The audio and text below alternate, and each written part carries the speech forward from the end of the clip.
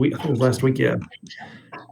And let's see, what did I throw up there? I think y'all had just approached the gates of the Barovian village.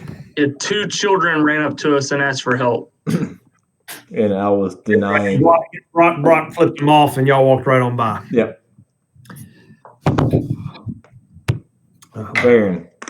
Baron causing problems every time we go in. No, I'm not causing problems. Every single time. No, yeah, that was some leftover shit from people asking for stuff. Well, I'm sure that parents aren't missing or starving or something like that. It's pretty funny. It's amazing how one instance can follow you forever. Drew will never be able to shake the vampires, and Brock will never be able to shake the spitting incident.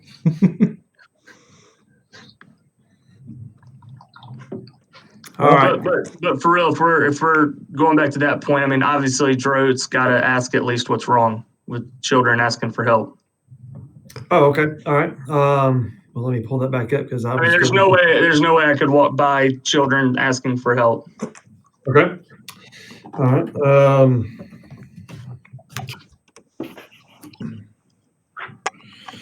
All right. So y'all will again kind of those gates that y'all have entered through the gates, and as you enter through those gates, through kind of just the standard. I mean, this doesn't resemble anything like the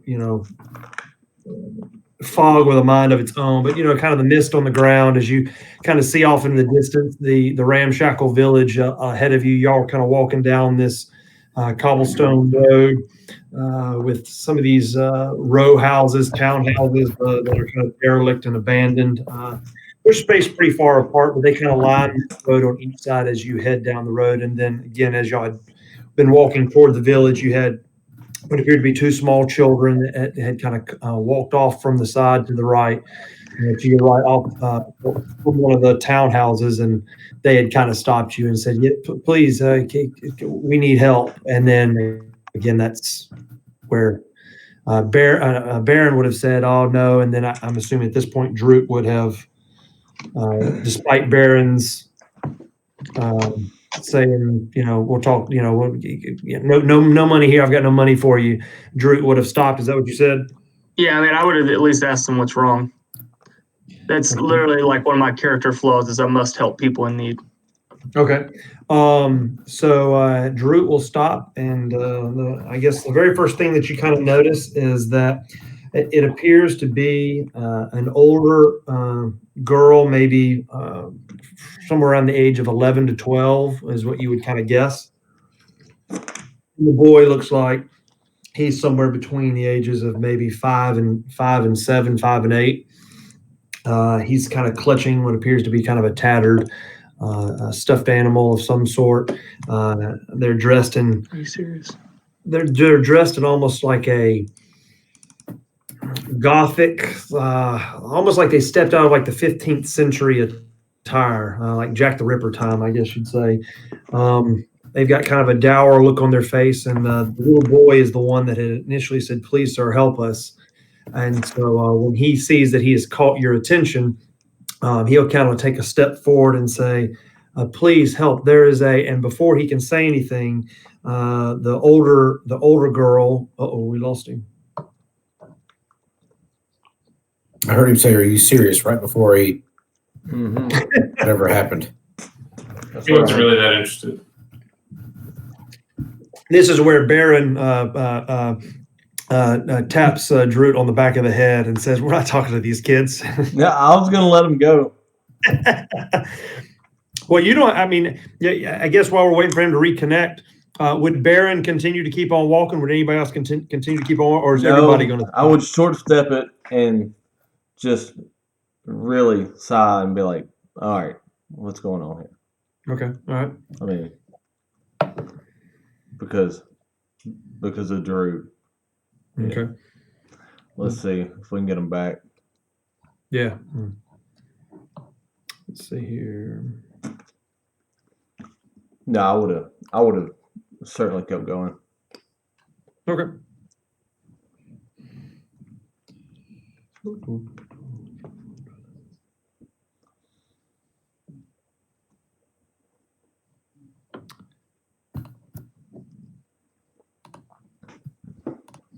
see. Got a text. Here you go.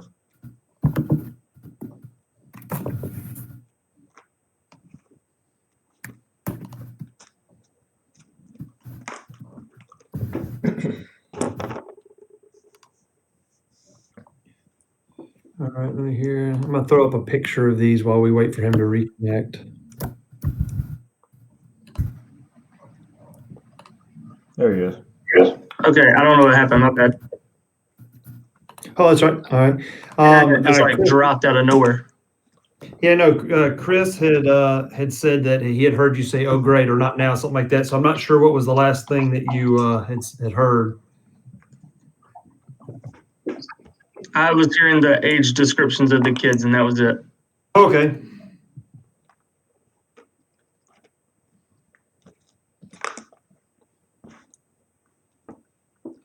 All right, let me throw this. Oh, there we go.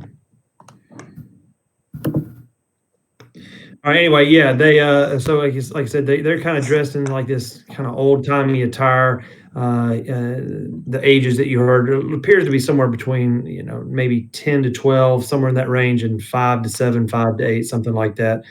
And as you kind of see what they look like, again, the small boy, he is the one that appeared to have called your name, or say, kind of gotten your attention.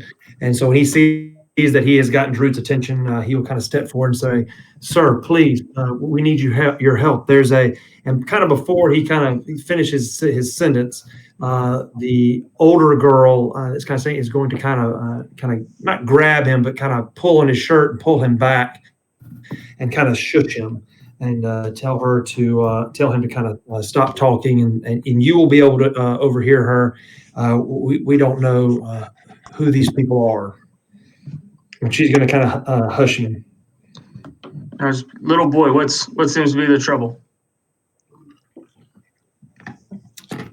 He's going to kind of look at this older girl standing next to him, almost like for permission, and then she's going to turn to you, and she's going to then point to the house that it appeared that they had walked from, and say, "The house. There's a monster in the house." Are we all hearing this? Yes, y'all would all hear this. Anyone that kind of stayed, like I said, Drew, you would just kind of cut out just when I asked Baron. Baron said he would kind of keep on walking for just a little bit, but then kind of short step aside, kind of turn around, and at least acknowledge the fact that you did stop to talk to these kids. I don't know if I believe him or not, but with y'all. I'll ask, what kind of monster? Do you know what kind of monster it is? Are we talking like it looks like a weird, scary creature, or like, an abusive father? She's going to say, "We've never seen it. It howls and roars through the night. Our parents trapped it in the basement, and they went down to try to get rid of it, and they never returned." I'm going to ask if they sell locks in this village. Actually, a good question. Do they sell what? Locks.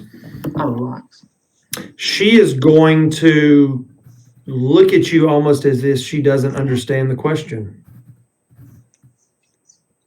She's going to have she's going to kind of crinkle her nose, kind of like, almost like you used a word she doesn't even know. Girl, which house is this? And she's going to point to the one directly behind her. It's going to be a tall, what looks like to be a 4-story townhouse that's looks, well, let's be honest. Anybody see the movie It? Yeah. Okay. All right. Great book. I'll put the plug in for that. But yeah, the movie, the house. It looks just like the house on Diebold Street. I say, guys, I think we're dealing with a werewolf here. When she points it out, I'm going to send R2 to fly around the house and look in the windows and stuff. What keeps it in the basement? Why doesn't it leave the basement? It needs dilution, apparently. Okay, so whatever's in there now, I'm going to see is what was that serial killer's name? Was it Buffalo Bill? Yeah. Yeah, needs some lotion. She's going to kind of look at you and say that they simply locked it in the basement, and we've never seen it. And then the little boy, as the girl, again, she's trying to formulate the words to say this. They almost kind of seem, again, even with that horrible insight check, it seems like you can kind of tell from all five of y'all. Ivor's there, six of y'all, that the answers that she's given are kind of almost broken, like she's not really answering your question. But the boy is going to step in and say, gathered that. Huh? Yeah, I gathered that. Yeah. The little boy is going to kind of cut his sister off and say, please, our little baby brother is on the top floor, and we can't get there. That the attic door is locked. I'm going to cast friends on the girl and tell her to why is she holding back. Ask her why she's cutting her brother off and not giving us the full answers. Okay, so go ahead and make a charisma check, and for this particular one, all you got to do is beat a 10. What kind of check? Charisma. It's a charisma check. Oh, it's just charisma? Yep. Yeah. That's the same. You're probably a 10 already. I was going to say, I'm pretty sure I can't fail that. Yeah. Well, especially with advantage. If you do, we're in for a long night.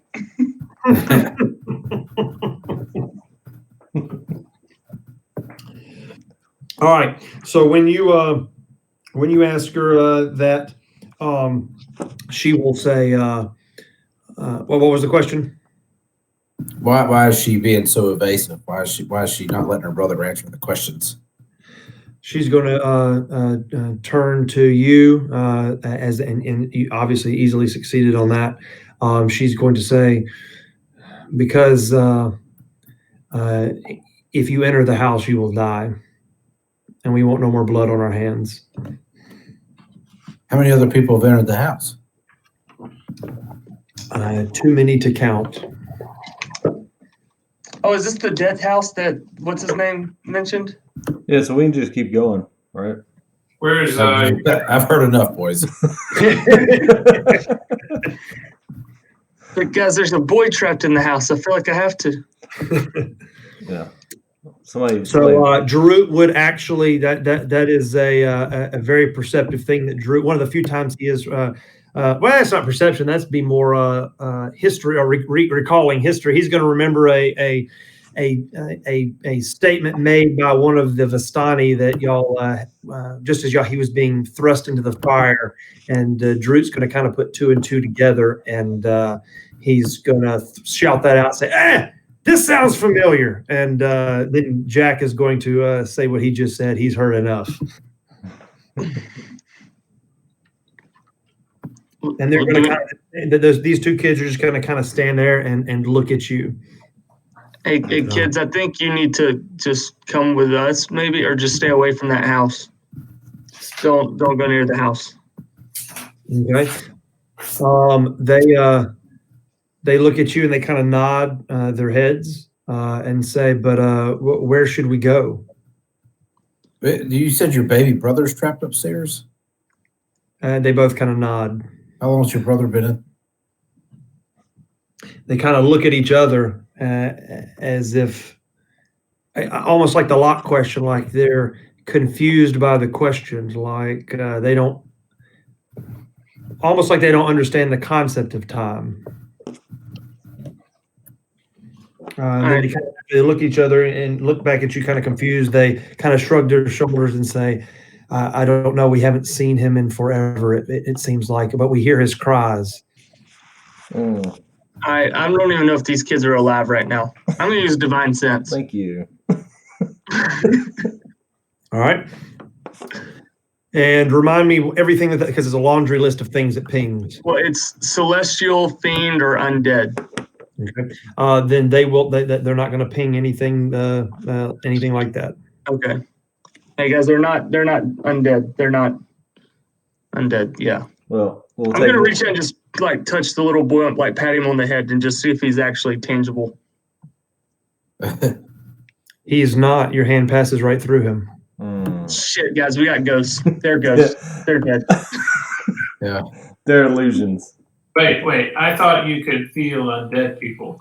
They're not Doesn't mean undead. They're undead. illusions at this point.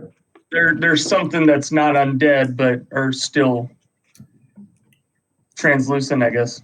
Yeah, we've seen stuff like this before. It's not undead. Did it happen again? That was correct. In fact, I don't know who said it. I heard the word Illusion. that was what it was. Yeah. Yeah. That was not me. I didn't. No, we've seen illusions before. We would. I think anybody that saw that would recognize it as an illusion. Correct. Yeah. And with his divine sense, he's able to tell you that these are not undead. These aren't, some type of. When Droot says that they're not undead, and then Carrick watches his hand pass right through him, Carrick's going to cast Dispel Magic on the boy. Okay. On the what? On both of them? On the boy. Okay. And as soon as you do that, he will disappear. And as soon as he disappears, the little girl is going to look at you almost in shock, and she's going to turn and try to run away. I'm going to try to grab her. All right. And as you do that, the same thing that happened with Droot, you're going to see that as you kind of put your hands on her, your hands kind of pass right through her.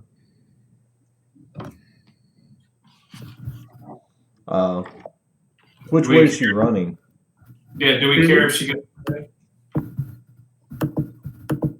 I don't know whether you care. No, I mean I just want to know what way she's running, like what direction. Oh, she's running back toward the house. Oh. Okay. We're not an initiative or anything, right? Nope. Okay. So that's all I can ask. I can't do. How far away is the house from us? Y'all are on the road. The house is maybe about 15 yards before you kind of reach the little portico, the little kind of iron gate that kind of is right in front of the house that leads up to the front door. Okay. I say we take the long way home. Yep. Stay away from the house. Has Arthur made it to the house yet? Has she seen anything in there? Oh yeah. That all happened when y'all kind of as R2 kind of flies around. This is what she's going to see. Again, it's 4 stories tall. It kind of matches the layout of the other townhouses that are kind of line the street. Again, it's kind of one here, further down, one there. It's not like Providence, so to speak. They're kind of spaced out, but it is definitely the house on Diebold Street. It's definitely run down and ramshackle. It's got lots of windows that kind of are on all stories of the house all the way around. There appears to be a balcony on the 3rd floor. There's also a porch balcony on the front that has the front door. All the windows appear to kind of have hinges and shutters on them that swing. It looks like with the way some of them are kind of partially open, like they swing outward. And it basically looks like it hasn't seen a good cleaning or a good bit of remodeling in several thousands of years.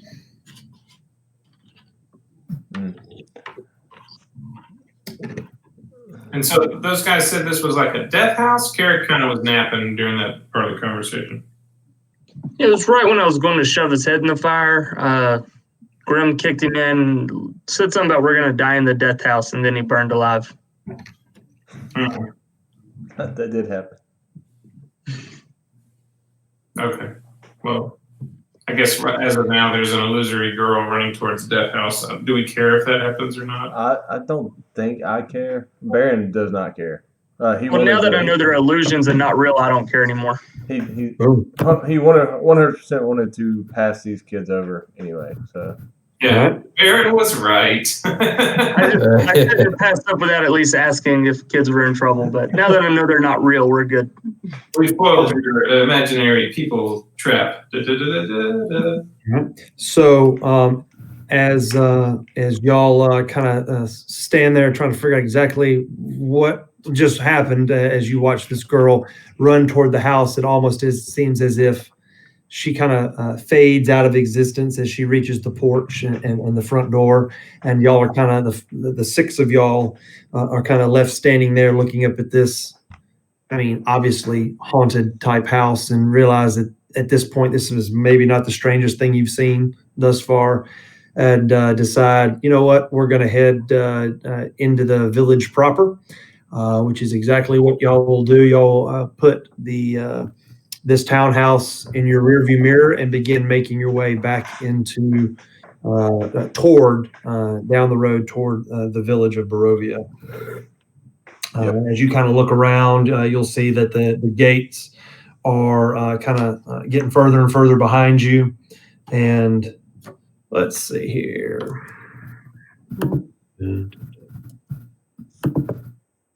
Let's see here.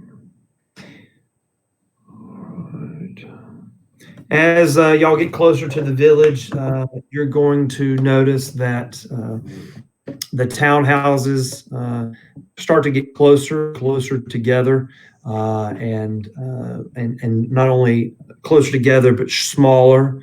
It becomes more of what you would consider an old-timey slum type town, where again, the best thing I could probably compare it to is something like straight out of like London or something like that today. Very dark in town. Again, the skies seem perpetually cloudy. It's still difficult to tell what time of day it is. The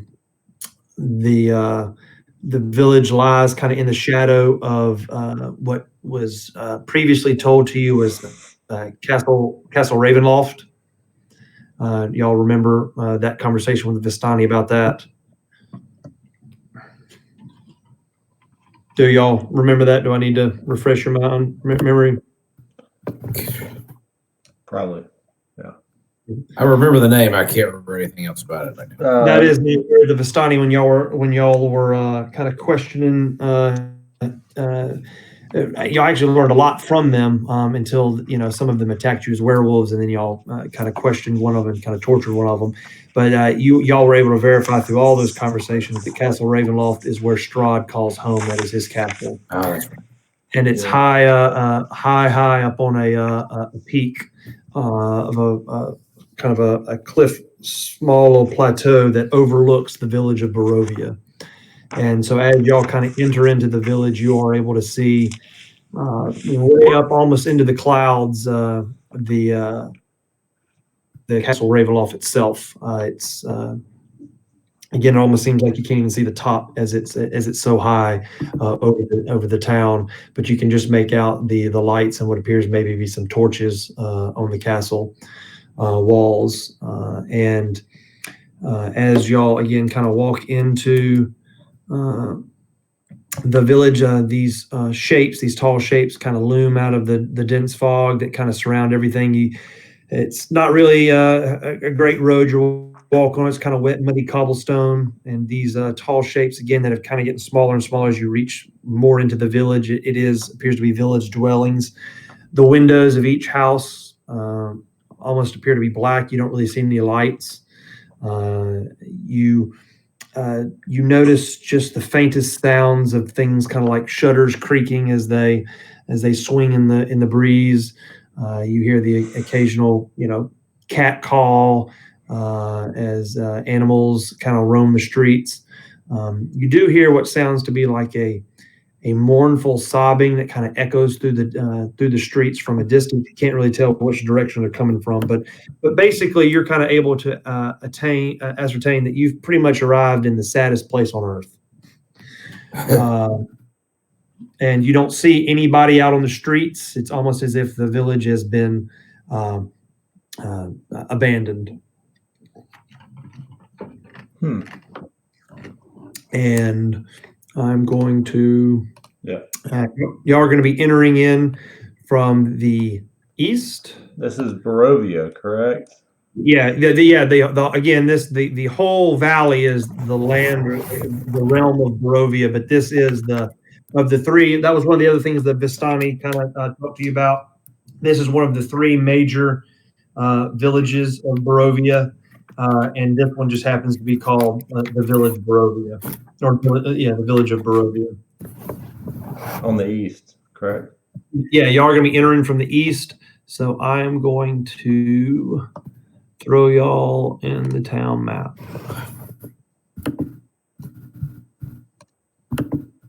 Yeah, and then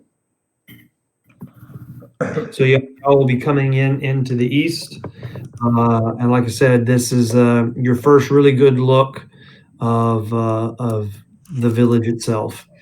Again, it almost appears as if the village is abandoned. At this point, y'all came here, so y'all kind of tell me what it is y'all want to do. Look at Carrick and say, "What the fuck? What now?" Yeah. All I wanted to do was, try and stop the globe orb from hitting my brother's town. So I think we're lost on that thread now.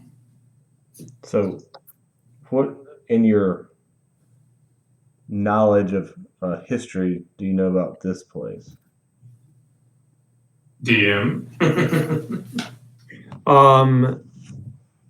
At this point, you would know very little. I haven't read anything about it before in the library. Nope. No. Are there any people walking the streets? Not as of yet. Again, y'all have kind of just entered in from the east. Again, it just appears to be almost a desolate, empty ghost town. Well, the way I see it, we can either try and go kill the vampire right now, or we can talk to these people. Didn't we find a letter from somebody trying to defeat the vampire? Maybe we can go talk to that guy. Hang on one second. Jeez. You did. It should be in your journal. It was the mayor's. Somebody's. He's like the tax collector. Yeah. Yeah, I got it. The city official for sure. Yeah. Well, let's go talk to him. Yeah, it should be. It is this thing right here. It's in your journal, but I'll throw it back up there to. I just want to make a nature check. Can I do that? Can I ever? A nature check? Yeah. Like, do I like, as far as if he feels like, is there such a thing? Yeah, nature. He's the Euro. Oh yeah, there's a nature check. What is it you're trying to? If this place feels like it's been lived in or not. Okay. It doesn't matter. Yeah, you can do nature. You could also just do anybody that wants to. Y'all could kind of do just a general investigations check. Yeah. Oh, well, I guess Barry will do an investigation, I guess. It still is 0. It doesn't matter. So we don't see who this letter is addressed to, where it came from. Is that correct? That is correct. You do not see who it's addressed to. It's just, the salutations, hail thee of might and valor. Yeah. Well, go present this letter to Coylin Indergoft and see what he says. What exactly is a burgomaster? Kind of the same thing that you just said. It's a tax collector / city official, kind of pseudo mayor type piece, and basically he's kind of the leader of the town. He's like the leader of the vassals. He doesn't have any real authority. He's just appointed to speak for the town. Yeah. met a few of those. Hey, we made a couple. No, like in IR. Let's see here.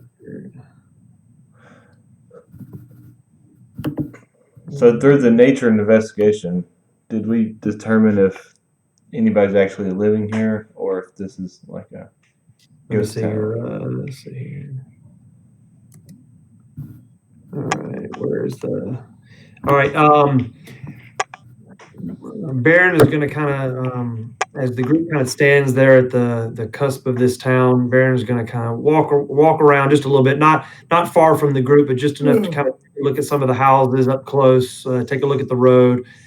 You're going to see signs of life. You're going to see that it does appear. You'll see tracks, what appears to be footprints in the mud, the occasional, not maybe wagon wheel, like something's kind of recently gone through here. You do see signs of life.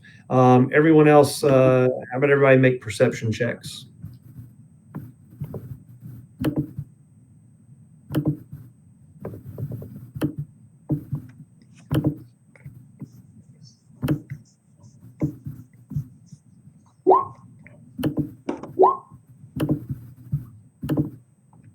Oh, Jack blew it up.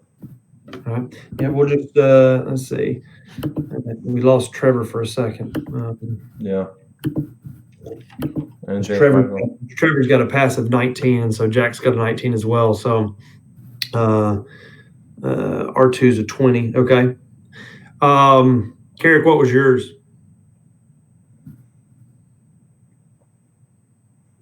He's muted. Are you still shredding paper? I don't know. You're muted, Brandon. You're still muted, Brandon. 23. Yeah. I'm scanning bills. I figured you didn't want to hear my scanner going off. I still see R2's 20. So what was Carrick's? 23. Oh, okay. All right. So Carrick, Jack, R2, and Grim are, as y'all kind of stand there, the longer that you stand there kind of surveying the area, looking around, y'all are going to catch glimpses of movement in several windows of several of the houses. You'll see, I need to refresh. I didn't realize we had Ivor. Can y'all hear me now? Yeah. Y'all couldn't hear me the whole first part of this. What's up, guys? All right, so y'all are going to kind of see movement. You'll catch movement in the shadows in some of these windows, almost as if y'all are kind of being watched. And just as soon as you kind of see these movements, and you make, you kind of walk down the faces in those windows, you'll kind of see the occasional curtain drawn and some of the shutters pulled shut. So you can tell that there are people that are watching you and know that you are here, but no one seems to be coming out to greet you.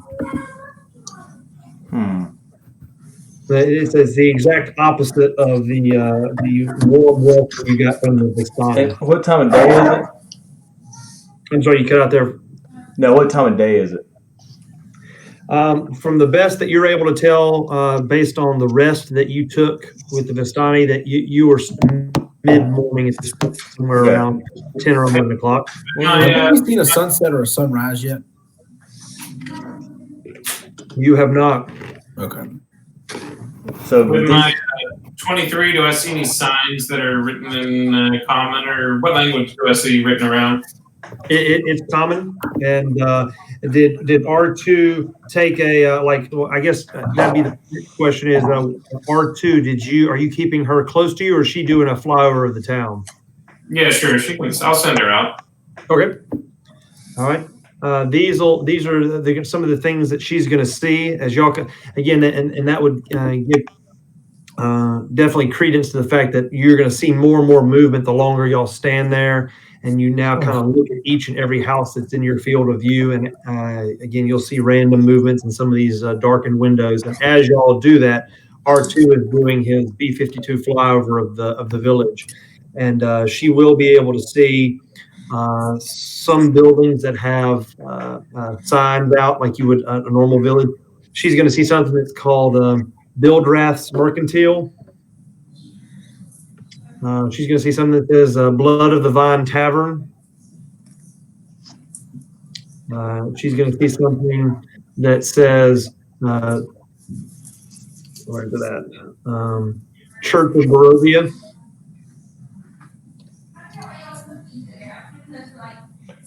What was the first church? Church of Barovia. Church of Barovia. And then she's going to see a sign at the northwest part of the town that says Village of Barovia Cemetery. So I'll relay that to the guys. Like, guys, there's like a general store, there's a tavern, and then there's a church. We see. I want to go to Blood of the Vine. Okay. So does Ivor. Wait, Graham wants to go drink? It's been a minute. All right. So 36 rules. I want to drink. all right. That right here I pinged on the map. Hold on a second. I have my character. Okay. Oh wow, it's huge. Is that the Blood of the Vine? Yeah, it's going to be right there. Yep. So that's where Carrick is going to relay to y'all that R2. That's what she identified as the tavern there, the Blood of the Vine Tavern. Mm-hmm. Gotta get the people they want. But yeah, it sounds like this is like a normal-ish town, assuming all these people aren't vampires and stuff.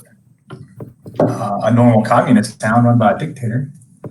Hey, do y'all remember that movie called Jim Kata? Well, Yeah. Okay. I didn't think I swear to you, Mark, I swear. That was what I was going to say when I was describing the town, but I said there's no way anybody knows that movie. Guys, I've seen it. That is What was the name of it? exactly this town. That town where they go and everyone's crazy, that's this town. Oh my lord. wait, what movie? What did you say? Jim Kata. Jim Cobb. Jim Kata. Jim Kata. Mark, you get a D10 inspiration dice. Yes. What did he say? I got a D10 inspiration dice. I cannot believe I literally was thinking Jim Cobb. I said, there's no way in hell anybody saw that movie. Dude, I love it. I hadn't seen it in years. I gotta look it up. I hadn't either, man. That's awesome. Yeah, that's exactly the picture. Now, I'm not saying everybody's crazy, but that is the exact picture of this town. I mean, it is a ghost town. You hear these weird echoes and noises as you kind of walk through the streets, and you see people reach out and close their stuff. But again, R2 has kind of directed the group as to anyone that's interested. The Blood of the Vine Tavern, excuse me, is right here in the center of town. I'll say, normally, guys, I know how we all like to go in 15 different directions when we hit a new town, but maybe we should stick together here. That's up to y'all. I'll go wherever you want to go. I think we should just grab somebody out of their house and ask them Jim Kata. what's going on. Can we do that? Like, Say it again. can we just grab somebody like out of their house and ask them what's going on here? I mean, you're more than welcome to go up to any house you want to knock. And we start with maybe, I don't know, knocking on their door, politely. Yeah. I mean, obviously, be cordial about it and then not be cordial. But yeah. All right. So, like I said, yeah. I mean, let me know what you want to do. Rearrange your tokens. So, if there's a particular house you want to go up to, Did crazy people in the town. did Grim already head out with Ivor?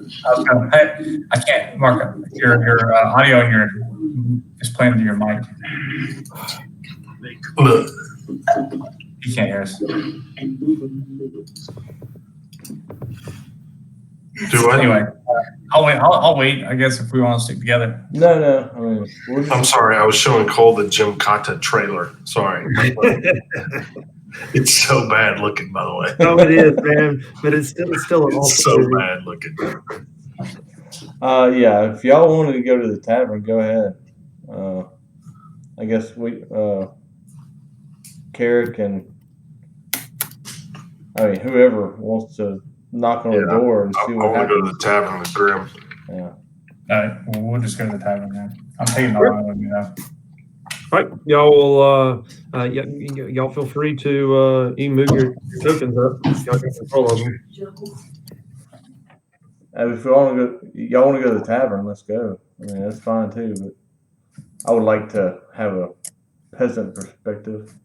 Okay. While they head that direction, Baron, are you going to kind of hang back and knock on a door or two? Oh yeah, I'll certainly do that. Okay. All right. So just point out which house you're going to stop at. And I'll knock. do the first one. Okay. First one. I mean, I'm not gonna go with the lion. I like. How about this house?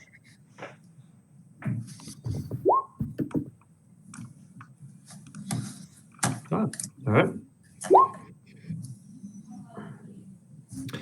You will knock on that door, and the first time you knock, you are not going to get an answer, but make a perception check. Okay.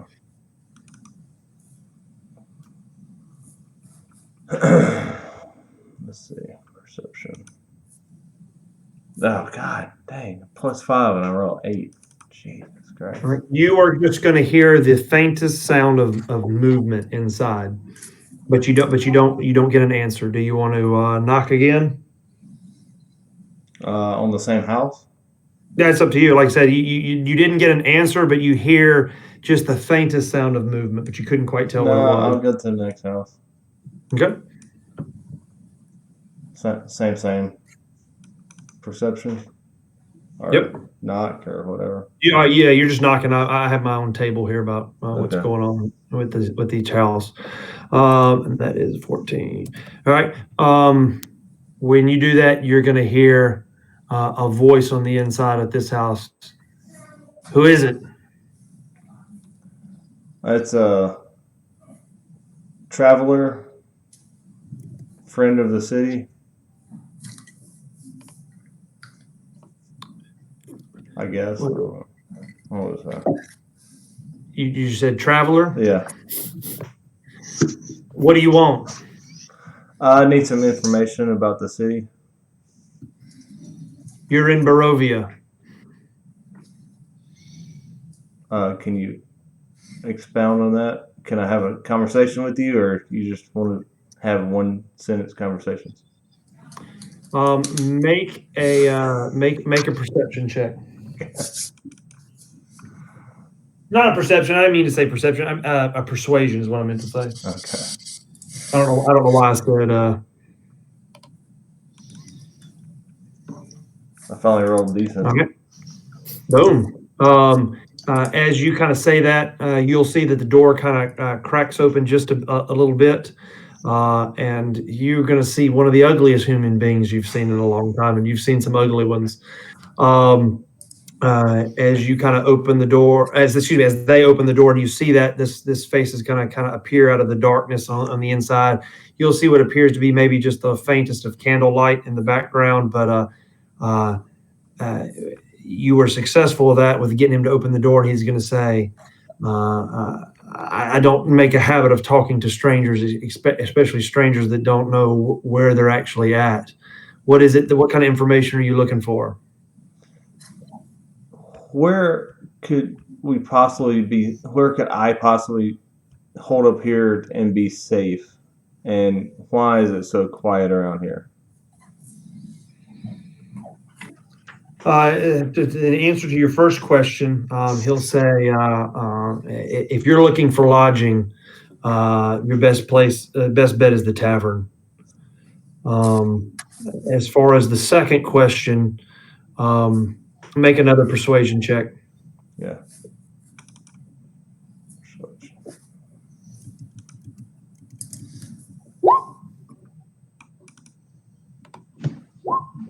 Oh. he is going to say he's not going to really answer the second question directly as far as why it's so quiet around here, but he will kind of indirectly answer it. So you won't get the direct answer you were hoping for, but he's going to basically tell you. As you can tell, nobody is going to go out of the way to talk to strangers in this town. Well, I appreciate it. I'll hand him 1 silver coin and say, "It seems like you need to stay low and quiet. So do that, sir." Make another persuasion. Persuasion.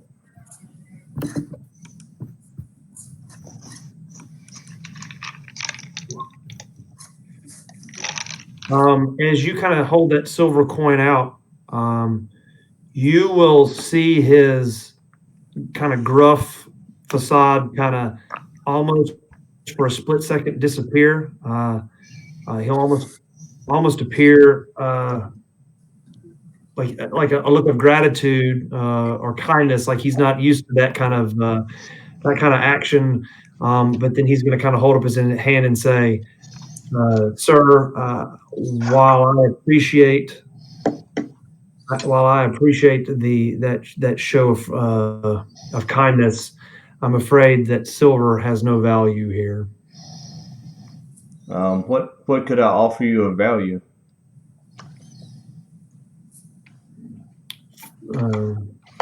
Freedom. What's that? Freedom? I said freedom. From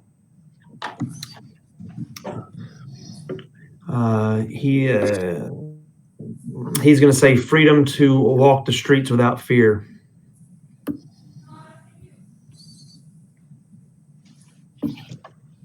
Okay. I'm gonna bid this guy adieu and say, keep your head low and see what I can do about that. As you kind of turn to walk away, he's going to call after you and say, "Friend, before you go, are you headed to the tavern?" Possibly. If you go there, ask for Eric, and that's with an A. A-R-I-C. A-R-I-K. A-R-I-K. He owns the bar and the tavern. Again, while I appreciate the offer of the coin, it would do nothing for me. But the least I can do is give you his name. Let him know that Gerald sent you. Gerald.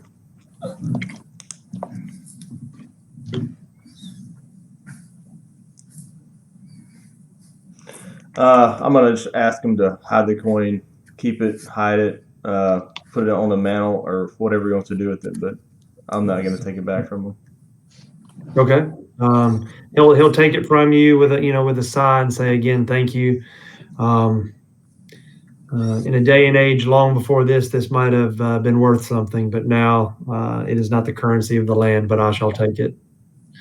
And he will kind of shut the door as you walk off. Okay. All right. So with that, you had kind of hung back. I just noticed this, and I completely apologize, Chris. Were you hanging back with him? I was hanging back with him, yeah. Okay, all right. But you didn't want to do any talking? Nope. Okay, all right. I didn't know. I didn't see your token there. I had these menus in front of my screen, and so I would have asked you if you wanted to do something. I didn't see that. I was just there for moral support.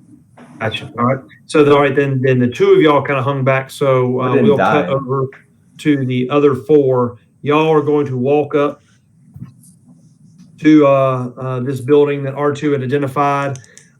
You're going to see that in all of this kind of doom and gloom in the town, this Gymkhana town, this tavern is almost like the single shaft of light. It is lit up as you approach it. You can see, despite the kind of heavy fog that kind of hangs in the air, you are able to see the torches on the exterior of it. You're going to be able to see light in all the windows. You're going to see movement through the windows. And as you approach, you will see a sign that does hang. It does hang on the front. It's kind of slightly askew, kind of almost hanging by one full chain and a half of a broken chain. But it says "Blood on the Vine Tavern." And as you kind of walk up to it, you will see that it appears that someone has scratched out with almost a knife, scratched out the word "blood" and written "death." Kind of carved death in it, so it almost appears like it says "Death of the Vine." But it doesn't look anything like the Diebolt house, but it does look like a pretty shoddy establishment. And as you kind of press the door open, you're going to see kind of what appears to be a normal tavern on the inside, except for it's pretty worn down. You'll see a kind of a blazing fire in the hearth that's kind of giving a soft glow in every corner of the room. You'll see several tables that have patrons at it. Some appear to be in normal conversation. Some appear to be arguing. Standard stuff you see in a tavern. You see the bar up at the front of the establishment, and that's kind of just as you open the door. That's kind of what you see.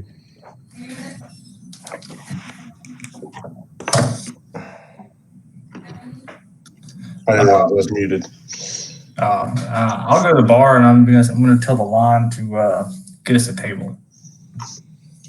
Okay. I guess Jack and Baron will make their way that way, but that'll be later. Okay. I mean, I All right. guess Jack can do whatever he wants to. But yeah, we're there already, right? Then I guess y'all will both make your way up while they the line will grab an empty table. And Graham, you said you're going up to the bar. Mm-hmm.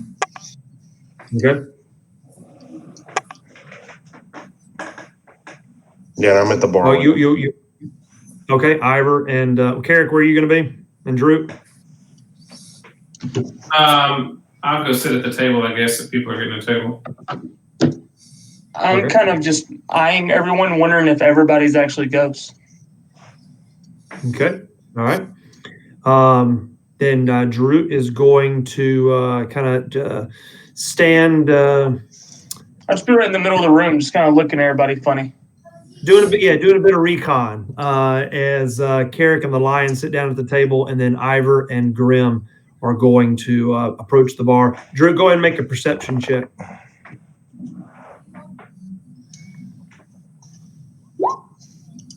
Okay. Drew realizes that he's inside and not outside. It's about on par. And Grim and Ivor, y'all approach the bar, and as you kind of walk up,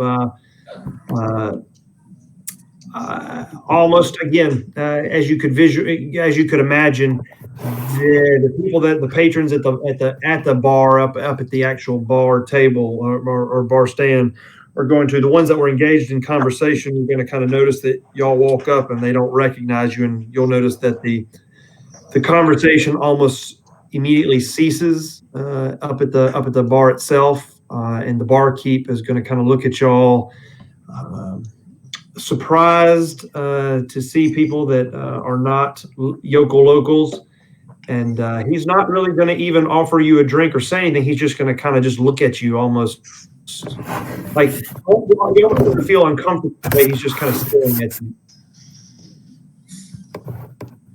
I'm just gonna say, hey, can we get a beer for me and my friends here? He's gonna maybe about 15 seconds are gonna pass where he makes no movement, and just at the point when you think you're gonna have to repeat yourself, he kind of turns and grabs 2 mugs and fills them with what appears to be ale, and places them on the bar table, and says that will that'll be 1 Zarovich. I'm gonna say God bless you. I'm gonna say God bless you. You're a Zarovich. He's going to kind of look at you like he has no idea what you just said. Well, we're in good company then, because I had no idea what you said. We're gonna need two brothers. I'm gonna say, forgive me. We're new here in town. What is that now? I just have gold pieces. Is that's not doesn't work? You don't accept gold as payment? He's going to continue to look at you, and again, this is almost like a staring contest, like the awkward silence. This is the most awkward silence you could imagine. Is he just kind of looks at you dumbfounded. That it's kind of a combination of he can't believe you don't know what he's talking about, but at the same time he kind of understands that you don't know what you're talking about, because obviously he can tell that you don't belong here. He kind of looks at you and speaks very slowly, almost as if he's laying the sarcasm on very thick. To Zarovich. And I'm going to say, saying it slower didn't help. Okay. Do you not accept gold? Okay. As you do that, he is going to take the ale mugs of ale. He's going to pull them back and turn and pour them back into the barrel in which he did. He's going to rest them down, and he's almost literally going to, as if you don't even exist, turn his attention back to one of the other patrons. And just as you see him do that, you're going to hear, gentlemen, and you're going to hear that off to your right. It's a table that's near to where Carrick and the lion are sitting. Okay. I'm gonna say, yes, sir. I'm sorry, you cut out there for a second. I'm just gonna say, do we know you? Yes. Okay, so you, Ivor will turn his attention. You're going to turn your attention to the voice that called you. Yes, I am. Okay. I didn't know if you, like I said, I didn't know if you were going to say something to the barkeep and ignore the voice, or turn to the voice. All right. If you turn to the voice, what you're going to see is a young man that's sitting by himself at a table near the corner. He appears to be sipping not out of a mug, but out of a wine glass.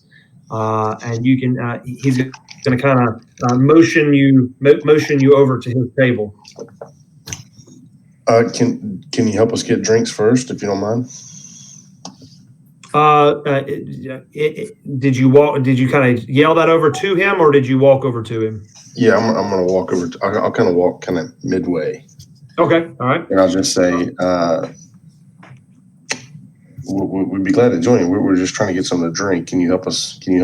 Clearly? And I'm going to turn back and say loudly, where the bartender can hear him. But clearly, there is a lack of communication here. Okay. He's going to. This young man doesn't appear to be kind of like the typically dour or depressed looking the person that you've seen thus far of the patrons in there or the barkeep. He seems to be a bit more jovial, and he says, "Forgive Eric and the rest of them. They don't know how to treat guests to the village. Absolutely." And he's going to kind of raise his hand and snap his fingers and say, "Eric, drinks for my new companions." And he's going to look at you, Ivor, and say, "What will you and your friends be having?" I just want an ale, as one of my friends here. And he's going to say, "How many of them are there?" And about this point, as you're having this conversation, Jack and Baron would have now caught back up and have kind of walked back in to the tavern. So y'all would all be there at the same time. Okay. So, but before we do that, we're going to cut Baron, Jack. Y'all have kind of heard what I've described to them. So as you walk in, you're going to see that. You're going to see Grim standing at the bar, Ivor about halfway talking to someone at the table, and Carrick and the lion are sitting at a different table, and Jarut is standing in the middle of the room with a stupid look on his face. Well, we were told to ask for Eric, and Gerald told us to come over here. So I'm going to tell Jack that, and hopefully we can find Eric, and Jack can talk to him. Am I sitting right there? Do I hear that? Yeah, you would have, as you're kind of talking to this individual, you're going to see Baron and Jack walk in to the tavern. I was just going to tell him, Eric. Apparently, the genius behind the bar is named Eric. We'll say that loud, kind of loud too. All right. When you say that out loud, roll a perception check.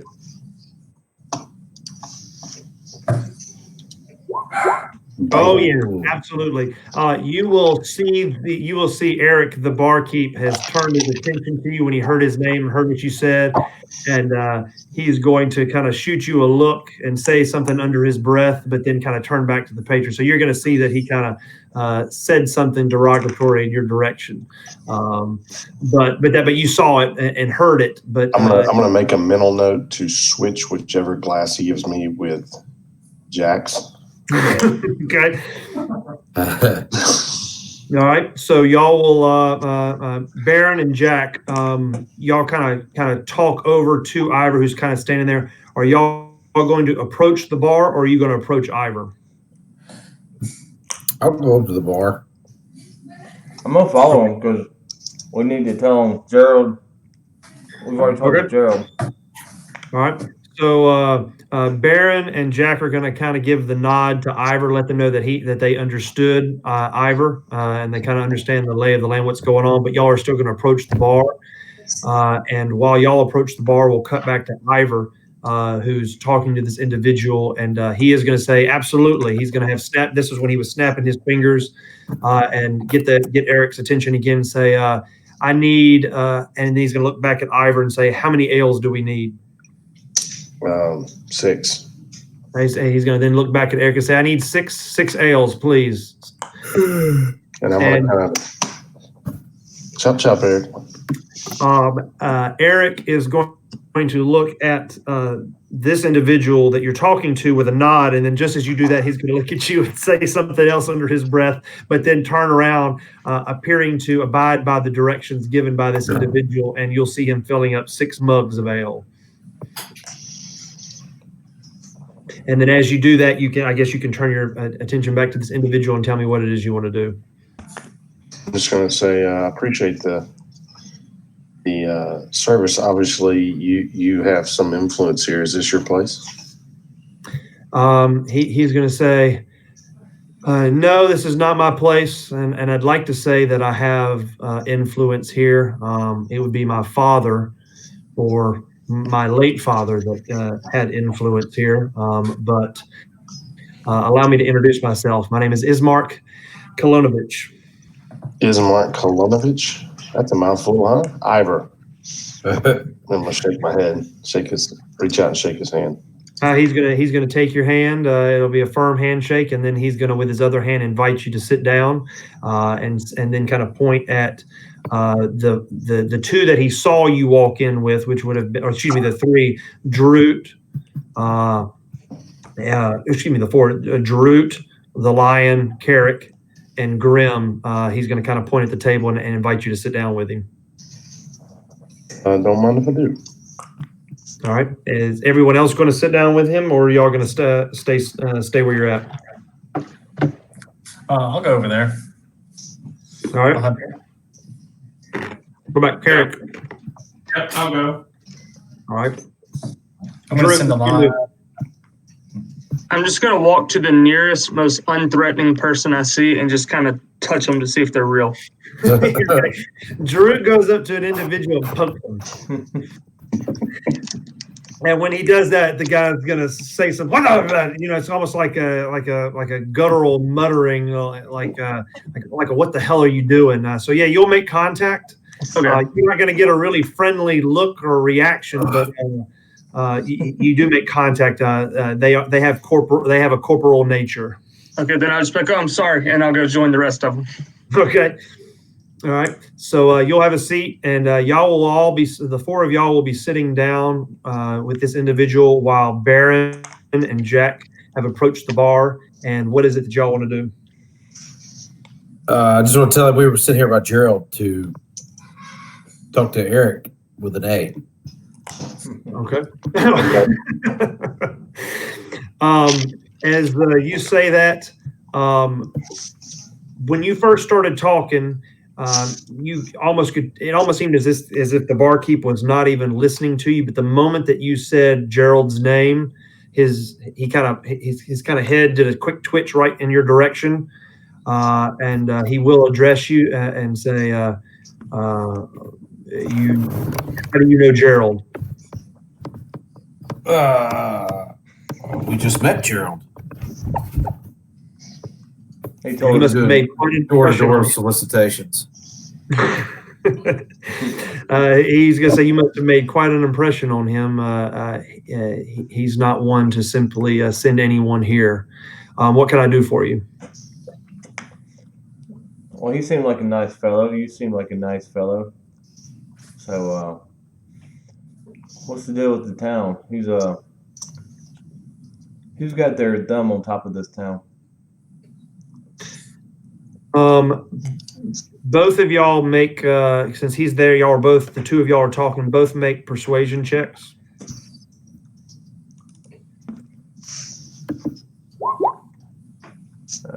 Well, that'll be sufficient, especially since y'all were sent here. He's going, Eric, the bartender, is going to look at you and say, he's going to kind of make he's going to use his fist, his thumb. He's going to kind of point like over his shoulder, but almost like to the sky and say, didn't you see the castle when you walked in to town? So that's the guy. That's the guy. All right. That's But that guy's name is Strahd. He's going to kind of almost bristle at the name, as you can kind of tell. It kind of causes verbal discomfort just even hearing it. He goes, "Yeah, that's one of the many names the devil goes by." So weird question, but he's a vampire, right? And he's going to kind of almost like chuckle to himself and kind of nod and say, "What gave it away? The fact that the sun never shines, that the sky is full of bats, that and there's a vampire or a werewolf on every corner, or the fact that you probably didn't get here on your own?" Yes. all of that. I guess. I'm looking at Jack like, is he for real? Is that how we got here? I just want to say that there's so much wood here for a place that's run by a vampire. It's just ironic. He's going to, if you say that, he's going to kind of laugh and say, "What do you know of vampires?" Well, we know that they occasionally get stranded at sea. Mama's third cousin was a vampire. He's going to kind of he's definitely going to laugh at that one. He said, "A vampire on the ocean? Surely you jest." Yeah, right. They can turn into bats and everything, but they get stranded at sea. I don't understand it either. Hey, for real, I saw it happen. I got a great Polaroid of it. As you are kind of talking, to him, he's put the ales in front of you, and then he's kind of pulled out some food and kind of set it up from you. It appears to be When meat. he puts the ale in front of me, I want to say, which one is for the talker over there? He looks over at Ivor. Ivor, make a perception check. Oh, I was about to say, I'm just going to smile and wave. Okay. Oh yeah, he didn't. Ivor didn't hear that. He's gonna look at you and say, "You know him?" Loose acquaintance. He's going to take another ale. He's going to take another ale. He's going to spit in it, and he's going to say, "This is the one for him." So, my man, put it off to the side and hand me another one. And he'll hand you a fresh one, and he'll kind of smile as he does it. And he'll go on and kind of talk and say, again, how is it that you exactly got here? He must want something pretty important from you for him to bring you here.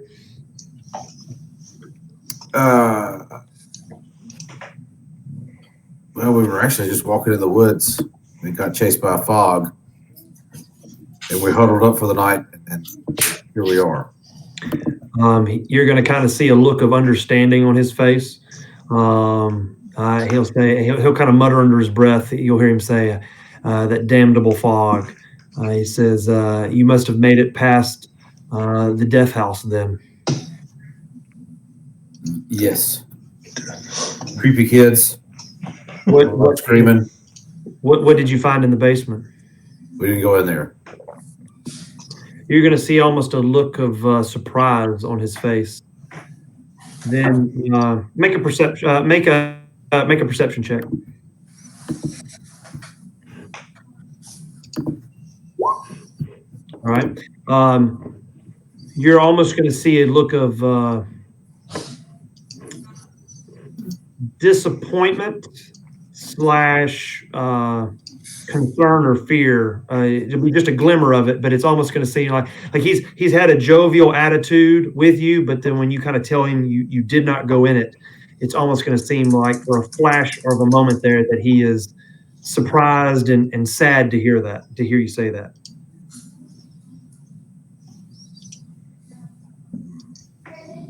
And then he will say, "What do you mean you didn't go in it?" Am I still standing there? Baron? Yeah, Oh yeah, but I just want to tell him, what, did you really fall for the two ghost kids? This is Bush League. We knew they were ghosts from the time we laid eyes on them. he's Or going illusions. he's going to kind of nod and say, obviously the trick is not that they're illusions. What perplexes me is that you did not go into the house. You're not the first visitors to visit the village of Barovia. Strahd has, of course, he'll use the word the devil again, but the devil Strahd has a way of welcoming his new guests, and one way or the other, if you make it in or out of the village of Barovia, you encounter the house.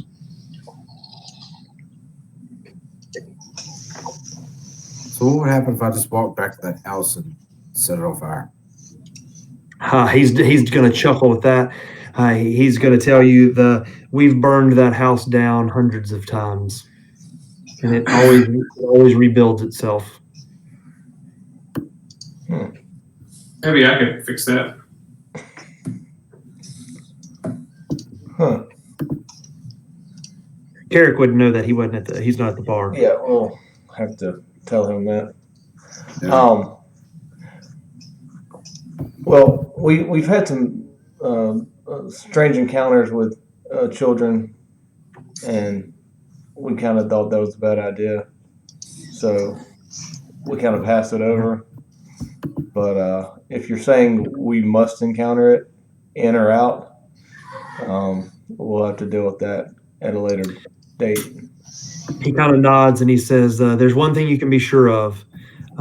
If Strahd brought you here, he did so for a reason, and whether it's whether it's because you have something that he wants, whether it's because he sees something in you that he admires, or whether he's simply bored and requires a new plaything. Either way, that's one of the only 3 ways that people find themselves here." Has anybody ever killed Strahd before? Just finished Or 9. tried to kill him before? Get back to work. I had 7 kills. Make a persuasion check on that. Wrong tab. Yeah, do it with advantage, because at this point you've definitely made a. And Baron's gonna start laughing when he says 3 ways.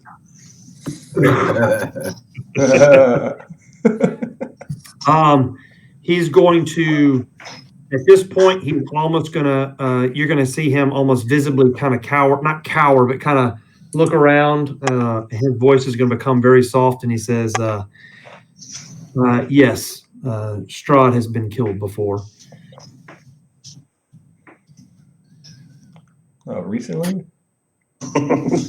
He'll turn to you after he answers Jack's question. He'll turn to Baron and say, "Oh yes, that is how he, as the legend goes, that is how he ended up the way that he is. But Strahd cannot be killed permanently. He's immortal. Where does he live? Who gave Strahd this immortal power? Yeah. There was always somebody bigger. And he is simply going to say something similar to what y'all heard. I believe it was with I can't think it was with the Vistani, but I know we talked about it. He'll just mention a darker power, the dark powers. Just a question. Do you know where he gained this power? That's what he'll kind of refer to as the dark powers. What's the church for? But as far as a location, on this continent or? At this point, you will get a confused look when you say like location or continent, like he doesn't understand. Similar to what Jack got when the kids didn't understand. There's something about the question that you asked that doesn't register with him. He doesn't quite understand. And he even says, I don't understand what you asked. What do you mean continent location? I mean, okay, there's a piece of land here, and then there's a sea, and there's a piece of land over there. You got to take a boat. Do you know where he got his power? He's going to simply tell you that I don't understand that. As far as I understand, there's nothing beyond the fog. He's a flat earther. Yeah, that's a good way to describe him. He doesn't understand that there is more out there. Yeah. So you don't know what boats are. Cool. Oh, there's bodies of water here as far as in the valley. And he's heard the term of ocean or sea before, but as far as lands beyond this, it's kind of like all I know is the Valley of Barovia, and that's all that there is. Gotcha. How would I go about contacting this higher, the darker power?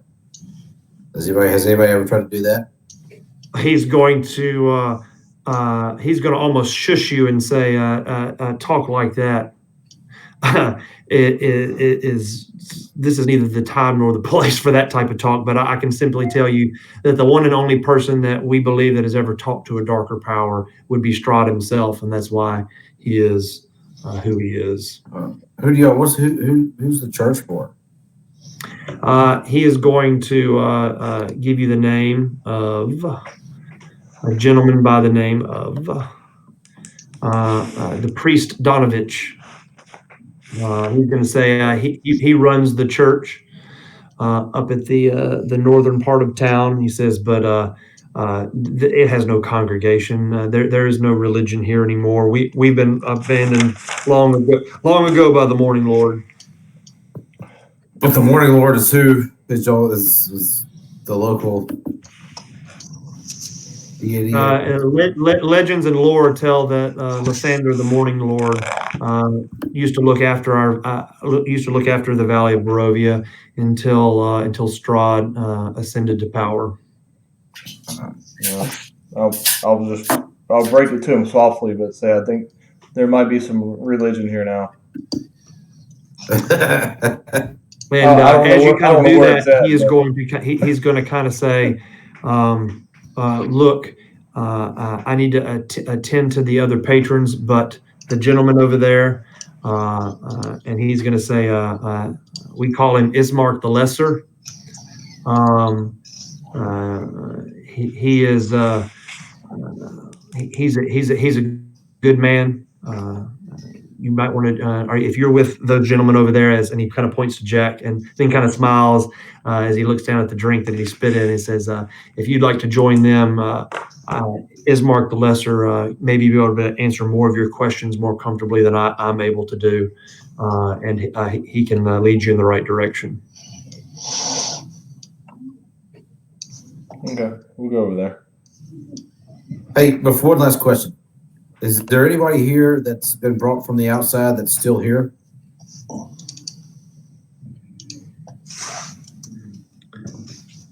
He's gonna make a persuasion check.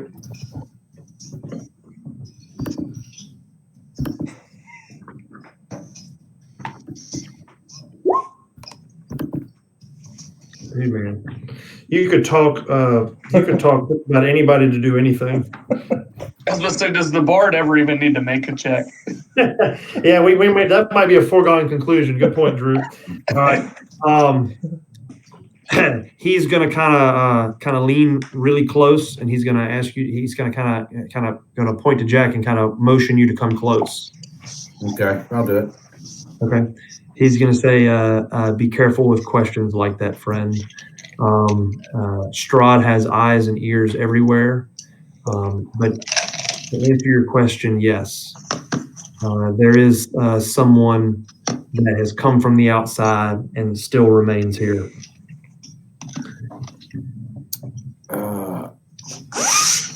I mean, I'm gonna have to do it. Who is it? Where can I find him? And I whisper it real quietly. He is going to say, "I cannot. No one knows where to find him, but allegedly he is a vampire hunter that goes by the name of Van Richten, Rudolph Van Richten." Oh.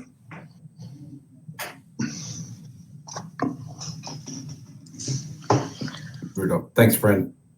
And He'll nod and say, "Be careful who you mention that name to, and where you mention that name, because just like you're inquiring about it, he is of someone that is of great interest to Strahd." I'll plop down 2 gold on the counter. And because you weren't here for that, when you do that, he's going to look at it, but you'll get a different reaction than the other guy got. He'll look and say, "Friend, I would love to accept it, but unfortunately, it will do me no good here. That is not the currency of the land." What's the currency? And he kind of reaches under the table and pulls out and throws a couple coins on the table. He says, "Zaroviches are the currency of the land." And as you kind of look at the coin that he puts on there, you're going to see what appears to be an old rusted coin that has, and since you've met him, you will recognize it, the image of Strahd on it. But it's not made out of gold, silver? No. Yeah. I wouldn't have any idea what it's made out of. It appears to just be some type of rusted bronze, Okay. Copper, bronze. And in fact, some of them are almost it's almost that paint job that kind of changes with the light. Like it's so parts of it are so rusted. It looks like that this currency has been traded and changed hands thousands and thousands and thousands of times. This is doesn't look like there's been any like newly printed currency. Okay. Yeah. Those bitches. Yeah, you definitely get not only from seeing the coins, seeing the shape of like the condition of the coins and the fact that they have his picture on there, and then seeing what the town looks like. You definitely get the idea that the economy and the resources that are in the valley stay in the valley, and there's not a lot of trade that increases the riches or takes from the riches as far as that goes.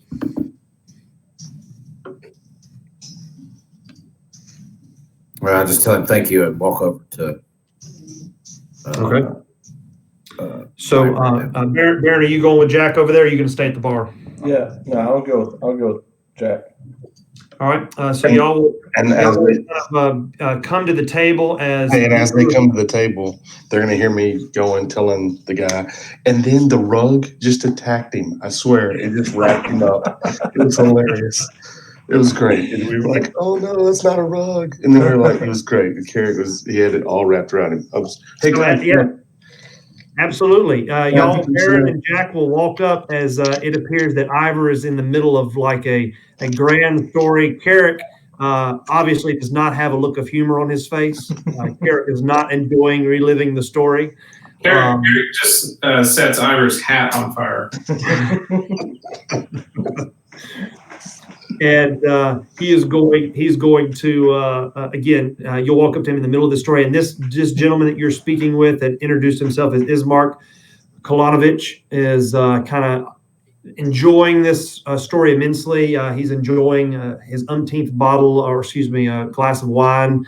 Y'all are drinking your pitchers of ale, the ones that choose to do that. That wanted the ale, and then Baron and Jack have kind of approached the table and pulled up some chairs. So this table is kind of crowded now, but you can kind of tell that Ivor and the rest of the group, of course, Ivor's done the majority of the talking at this point, has forged at least what appears to be some type of superficial friendship with this individual who's identified himself as Ismark. Okay. Would me or Jack know that this is Ismark? Probably not. You won't know that it's Ismark as far as he hasn't identified him that, but didn't Eric tell us that was I was going to say he was hasn't identified himself, but the barkeep Eric said go over there, and he identified him as Ismark the Lesser. Yeah, I was going to ask him about the lesser part. Everybody's calling you Ismark, but what's with the lesser that this bar keeps telling me about? All right. So as Ivor's kind of finishing up his story, and he's finished, Ismark is finishing off his wine and kind of resting from the laugh and the story. As you kind of ask him that question, you'll kind of see his demeanor change, and not badly, but you can kind of tell that he's not fond of the nickname. Right. I wouldn't be either. So how'd that happen? He is going to kind of let you know. He says, that is how most of the Barovians know me as the lesser. The reason they call me the lesser is because my father is the burgomaster here, or was the burgomaster, and I've always kind of lived in his shadow. And so, but when you're not viewed as great as the man that ran the town, you are kind of ostracized. And so I'm going to, here you go. Hold on. I forgot to show you some of these things. These were the kids. Yeah, doesn't look creepy as hell either. Yeah, they look perfectly normal. The doll. Here is, that's a normal doll. There we go. And this that's Ismark. Does he have a bronze hand?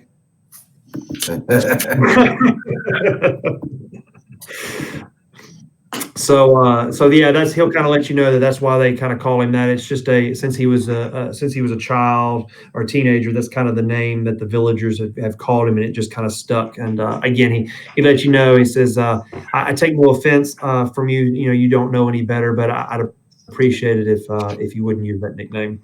Oh, sure. I just slap him on the back and say, "You're Ismark the Greater to us, buddy."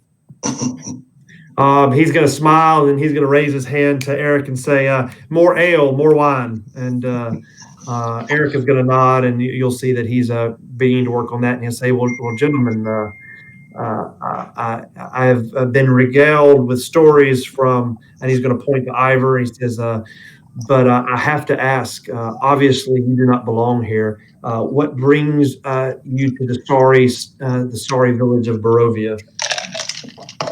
We were looking for a way back beyond the fog, my friend.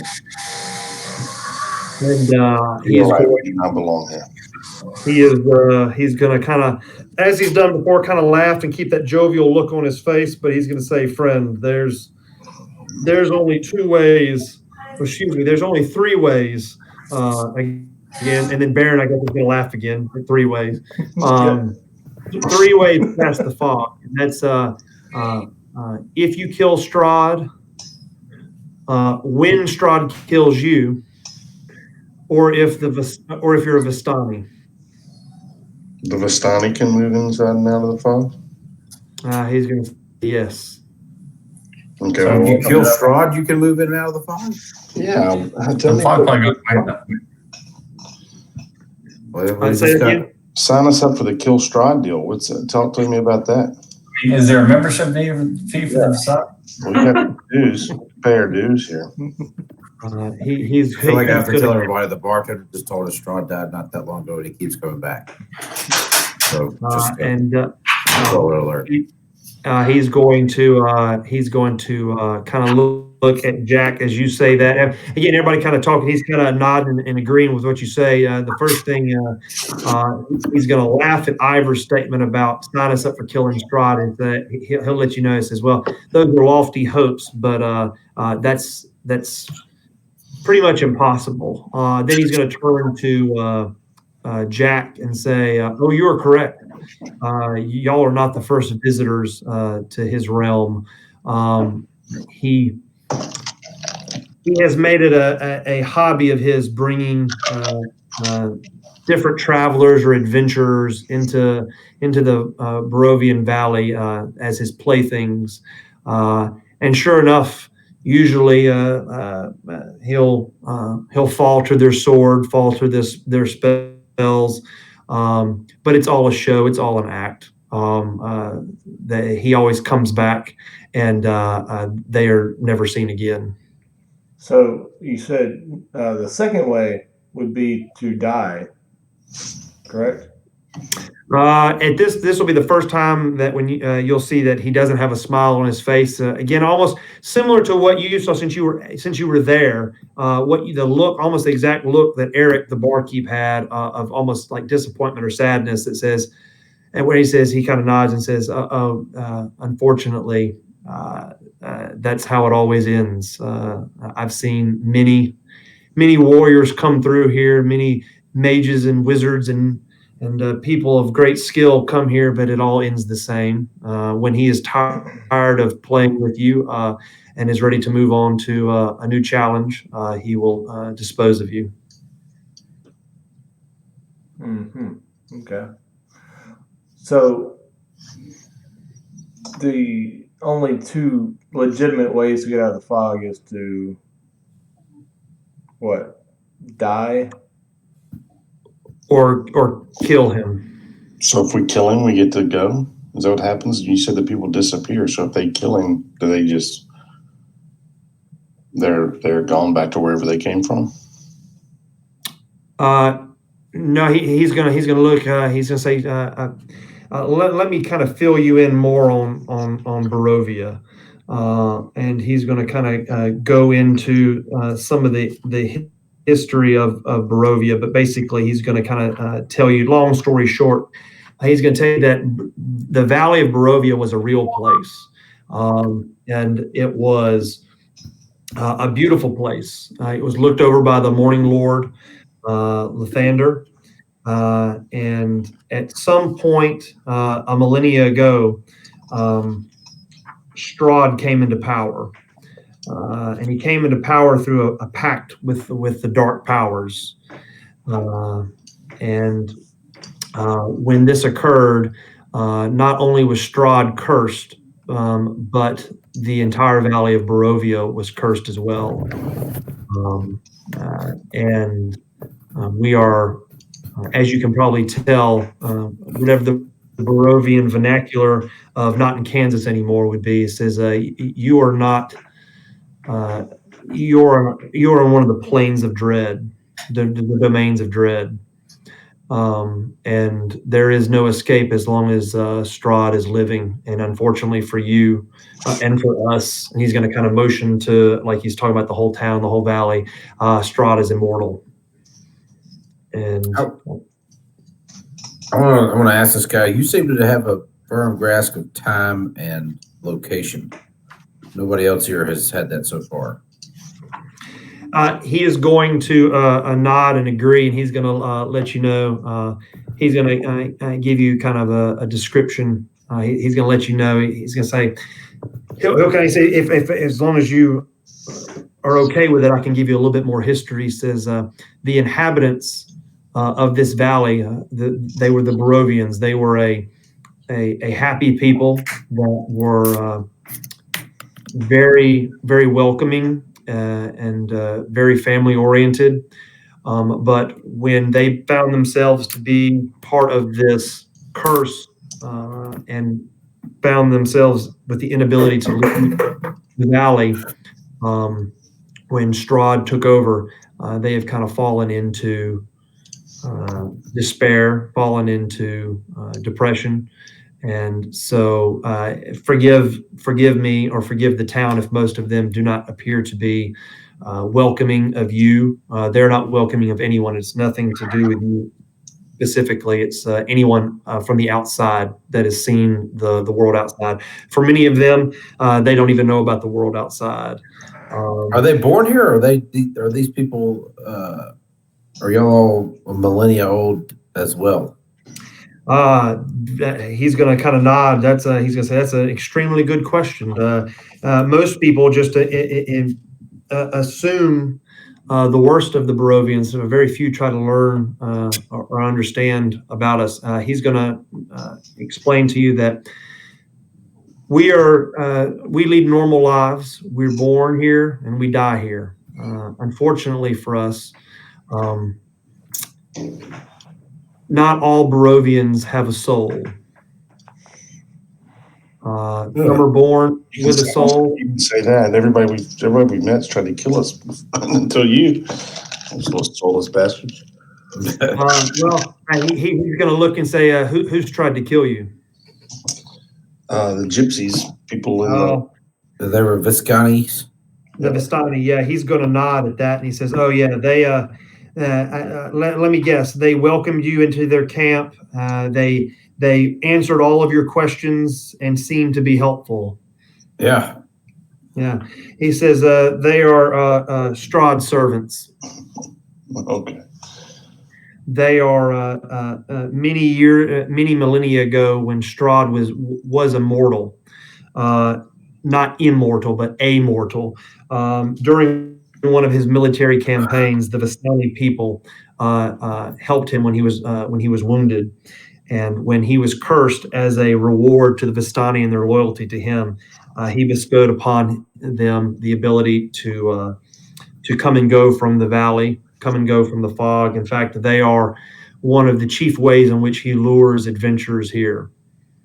And so, if you had not already encountered them outside, then you must of the Valley of Barovia, you most definitely would have encountered them by now, which you have. But they are most definitely servants of Strahd. I want to ask him if he's a servant of Strahd, and then incite that. Okay. Yep. Insight. See if he's telling the truth in his answers. Yep. That's going to be against his charisma. I got to find his sheet.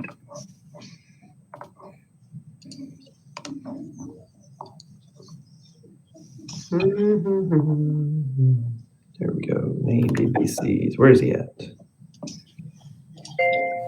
There we go. All right, it's against his charisma.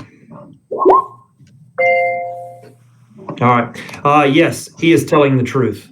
He tells you, I'm no servant of Strahd. In fact, I would like nothing more than to kill him myself.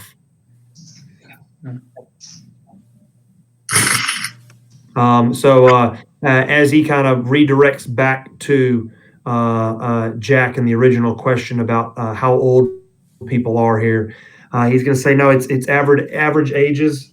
I mean, it's just like anywhere else. The only difference is that some people have a soul, some people don't. Explain that. He said he's going to look at you and says, I have no way to explain it. I only go by the information that the devil Strahd has taunted us with. He calls us, some of us soulless, some of us he calls shells of humans. The legends and the lore go, from what we understand, is that even if you die, your soul is trapped here, and it merely passes to another individual when they're born. But unfortunately, there's not enough souls to go around, and so in order to populate the valley, Strahd populated many of the valley with.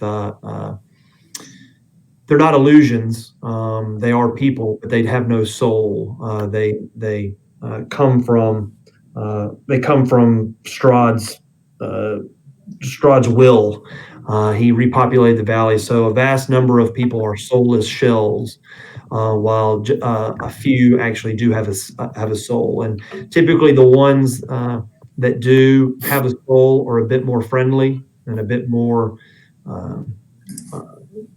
happy, have a bit more personality. I like to think like red letters on their shirt or something. He kind of smiles at that. He says, I like to think that I have a soul, but I have no way of knowing. Again, Strahd makes his appearances here every now and then, and it's purely to taunt us and to ensure that we remain depressed and under his thumb.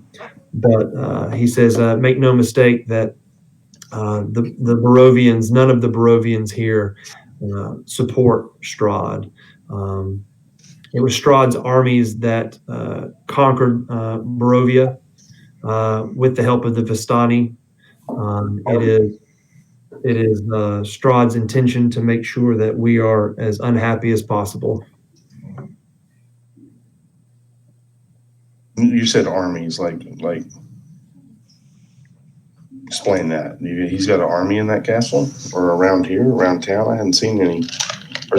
He's going to shake his head and say, no. This is again, according to legend, this is when he was a mortal. He was a great general with armies, and he overtook and took over the Valley of Barovia, and when he took it over, he built and he kind of nods into the thin air, Castle Ravenloft. He named it after his mother, and that's creepy. He says the legends go is that he brought his mother and his brother here to live with him, and when he fell in love with a woman, and when he fell in love with her, he chased after her and was greatly in love with her, enamored with her, almost fanatical. But she did not have eyes for him. She had eyes for his brother. You held on that. I was like, she didn't have eyes? Weird on that. She had eyes, and he says her name was Tatiana, and she was not in love with Strahd. She shunned his love, and she actually fell in love with his brother Sergei. And Sergei was stronger, was more, Eastern European. Are we in an Archer Are episode? you writing down all this? I mean, Jack, are you writing all this down for vicious mockery? Yeah. Sergey, Tatiana. You this guy again. Yeah. And he's basically, again, I'm giving it to you as the DM, but he's basically, and you can imagine that y'all are all So many kind of jokes about size. So many. y'all are kind of all enjoying an ale as he kind of brings you up to speed as to the lay of the land. But again, he's going to let you know that at some point, Sergei was the bigger, stronger brother. Sergei was the more loved brother. He was the favored brother in all by all accounts, and Strahd was more of the grunt general, and so he was extremely jealous of his older brother. And as a result, when she shunned his love, he made somehow a pact with the dark powers that if they would give him the power to take over Barovia forever and to never be overthrown, that he would be more powerful than his brother, that he would pledge his life to these dark powers, and time passed, and at the time when he finally tried to force Tatiana to marry him, that's when she completely blew him off, basically, and pledged her love to Sergei. Trying to be the better man, he tried to agree or try to give up pursuit of her, but his jealousy was too great. And on the eve of their wedding, he murdered his brother, and the legend goes, drank his blood, and thus fulfilled the pact or the prophecy, the agreement with the dark powers, becoming the first vampire. Mortified at this, on the eve of the wedding, Tatiana threw herself off of the castle, the top balcony of the Castle Ravenloft, and plunged to her death. And at that point, when that happened, he was forever cursed to be immortal. But not only did the curse apply to him, but it applied to the entire valley and his castle, and they were the valley was thrust into the domain of dread. Domain of Dread. Boom, boom, boom. Tatiana wasn't like a robot assassin, was she? No. He was just Strahd's love, and so again, he's gonna tell this story, and that's the way it would come across to you, is like he is giving y'all some great secret history lesson on the land. So y'all would kind of understand where you're at, where the valley came from, and maybe why these particular villages are so cold to you. They're kind of standoffish to any outsiders. But he makes it pretty clear that the Barovians are a good people. The Vistani are the servants of Strahd. And you kind of now understand where the legends, at least, say that Strahd came from, how he got his powers and his curse of immortality. Right. He's going to then kind of go on and say, unfortunately for us, Strahd takes his hatred for this curse of immortality out on the people of Barovia, and he is always on the lookout for the reincarnation of Tatiana. So he's not happy being immortal right now. You said he's taking it out because he's upset to be immortal and taking it out on you.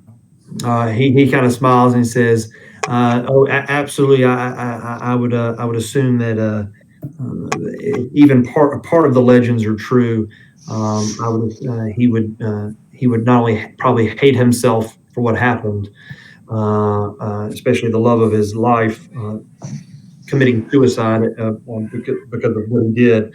But make no mistake, that hatred that you as a human think is a bad thing is what he feeds on. He takes even greater pleasure in exerting that hatred and that pain on other people. What does Tatiana look like? Do you know? Is there any pictures, paintings, anything that's fairly detailed? Make a perception check. While he's doing that, I'm gonna say my friend Anakin, he blamed himself. I'm back home. He blamed himself for this. It's a tragic story. I get it. I get it. All right. Everybody else can roll perception. I know Grimm's got a 19. See if I can get that one. So we can all roll. Cold. All right. Yep. Like it's just really cold. Maybe just get sleep. All right. R2, wherever R2's at, I guess, sitting on Carrick's shoulder, maybe. I don't know. Yeah, she's sitting out. Okay. All right. Elton Bird. R2 and Grimm are going to notice that at that question from Ivor about what she looks like. Jack Asker. He's gonna pause for a moment and almost like he's searching for an answer, a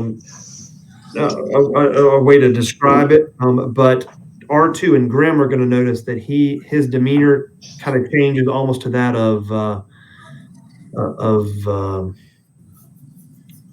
worry or concern at that question being asked.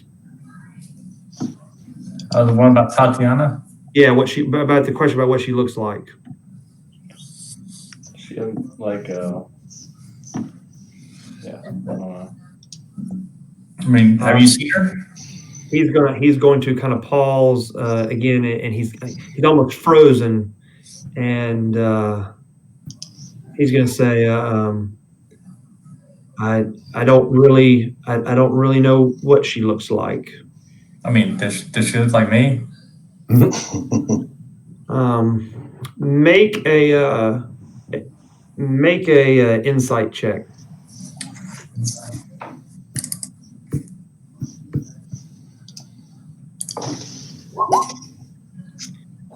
Right.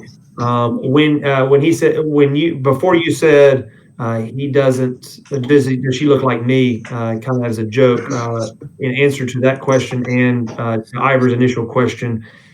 when he responds with, "I don't really know," you get the feeling that he's not quite telling the truth. Oh, mother. Is there a place we can stay around here? No, I wanted an insight check, but Okay. not for the same thing. Okay. What do you want to insight check for? If we're actually talking to Tatiana right now. You would. Yeah, I can't tell shit. Yeah, you wouldn't be able to tell from that. As far as the question, where can you stay? You can. He kind of says, well, Eric does have some meager lodging upstairs. So you live in town? You don't obviously stay here. I live at the. I live here in town. Again, my father's. He's passed away just recently, but I live at the Burgomaster house. So would his soul be in somebody else by now? He says. Is that how that works? If I remember your story right. He kind of nods and he says that's what the legends say. Again, at this point, you don't really know whether you're one of the ones that has a soul or not. So that soul doesn't bring over memories from the other person. It can. He nods. He says it can. There have been people that have claimed to have visions or memories or dreams of a past life. I have not ever experienced that, but yes, he nods in affirmation that does happen, or at least that allegedly happens. People have made those claims. So Tatiana's soul could be in some of the townspeople. Make a persuasion check.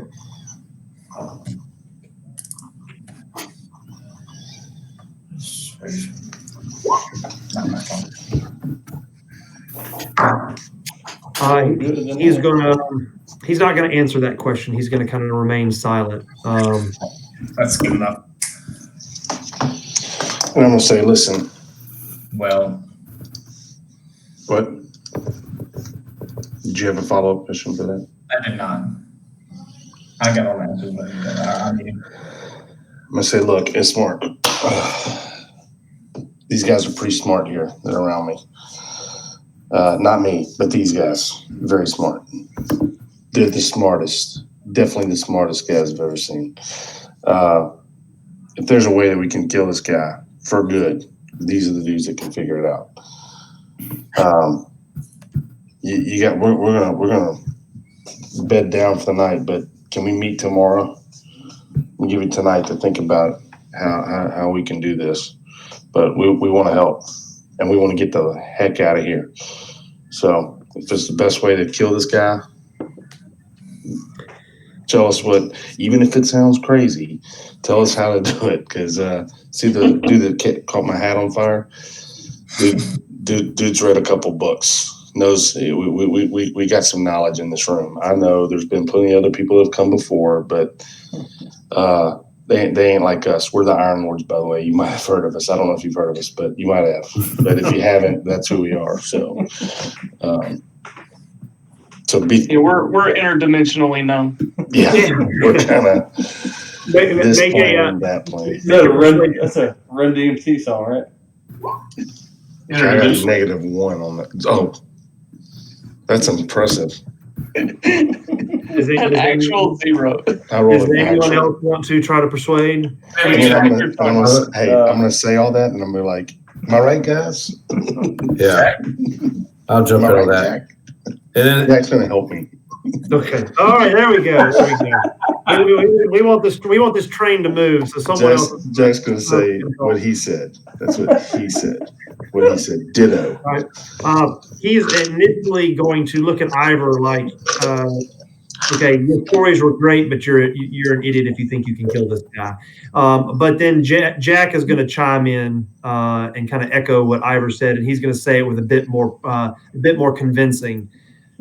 And then he's going to say,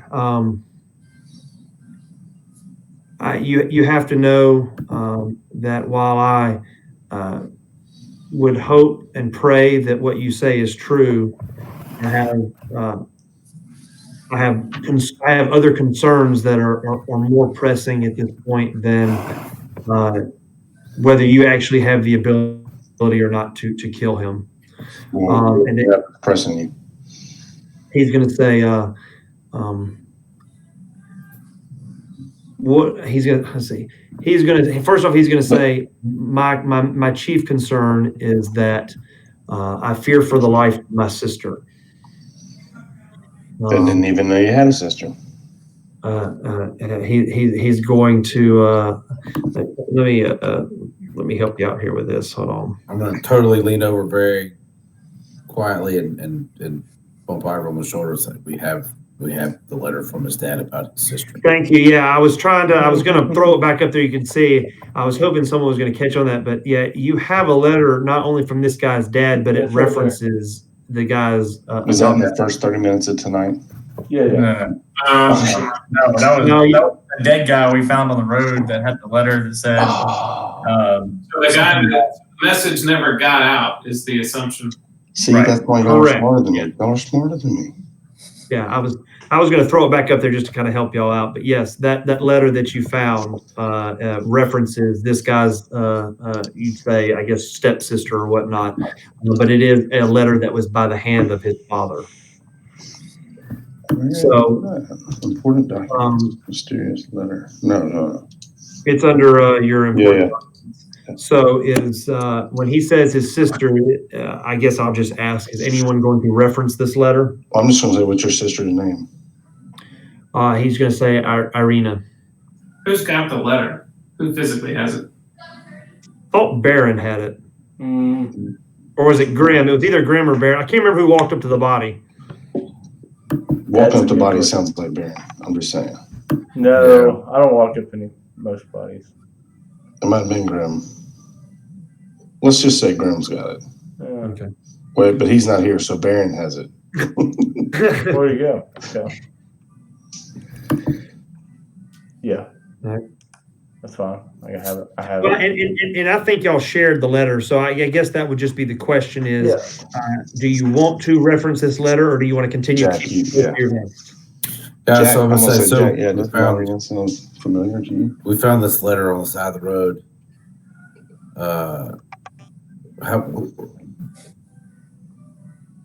I don't want to be the bearer of bad news, but I feel like your sister might have been bitten by a bear. He's going to have a when you bring that up, he is going to, his entire demeanor is going to just completely bottom out. Just a look of sheer terror and frustration and sadness all kind of jumbled together. It can just kind of be cast on his face, and he's going to look like you kind of just pulled the entire house down on him. But not for the reason that you think. He's going to say, yes, my sister has been bitten by Strahd. Strahd that bit her? He's going to nod and say, how did you come of that letter? How did we come of that letter? I don't really want to be the guy to tell him all this. You're the talker. Okay, then You're the charisma. You forget such a charisma I about don't you. really want to use very much charisma right now. So there was a guy who's dead on the side of the road. I'm just going to tell you. He is going to again kind of look at you blankly, like he can't believe that you have it, and say, then hope truly is lost. We had hoped that letter would make it to the only person I think that could help us. Does his first name happen to be Rudolph and his last name start with a Vaughn? Hey, he's going to say Van Richten. How have you heard of him? Just through things and places. We're looking for him too. Where could you direct us? He's going to say that he's going to inform you that he knows very little of this individual, except that he is supposedly not only a vampire hunter, but one of great renown. Then he is going to refer you back to your previous question. He is the only one other than the Vasani that he is aware of that has come from the outside of the valley and remains, but his exact whereabouts are unknown. It's believed that he is in somewhere in the village of Valakai, and that they had his father, right prior to his death a few days ago, had fashioned that letter to send to Valakai in hopes that it would reach him with a plea for help, because they believe that Van Richten is the only one that knows how to kill Strahd. So that wasn't your father that was delivering the letter, that was somebody else? He nods. He says that was a secret messenger, a extended member of the family that we trusted. He says, no, my father died of what we can only assume was despair or probably a heart attack a few nights ago when werewolves attacked the village. What was the name of the village that Van Richter lives in, they think? Valakai. Let me look it up. Let me spell it for you. Did you say he could travel outside of the valley? No, he said that he is the only one that he knows that has come from outside the valley and is still alive, still here. Okay, so he hasn't been back to the mainland, as it were. How would you get to Valakai? He says, I tell you what, he pulls out, again, this is getting late into the afternoon. Y'all been visiting, we're going to say, for a couple of hours. So it'll be easy enough. He's going to pull out a pen and paper and fashion you a good looking map of the valley. That way you actually now, for a change, have something to look at. Let's see here.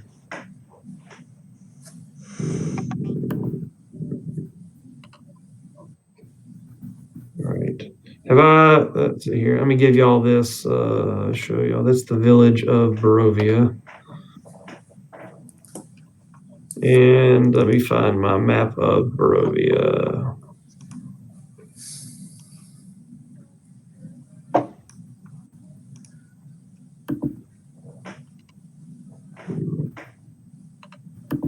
All right, hold on. Let's see here. Edit. Duplicate. Save changes.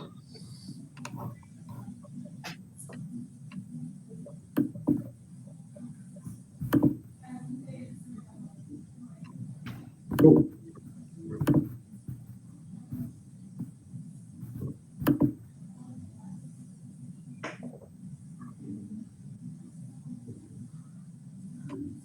All right. All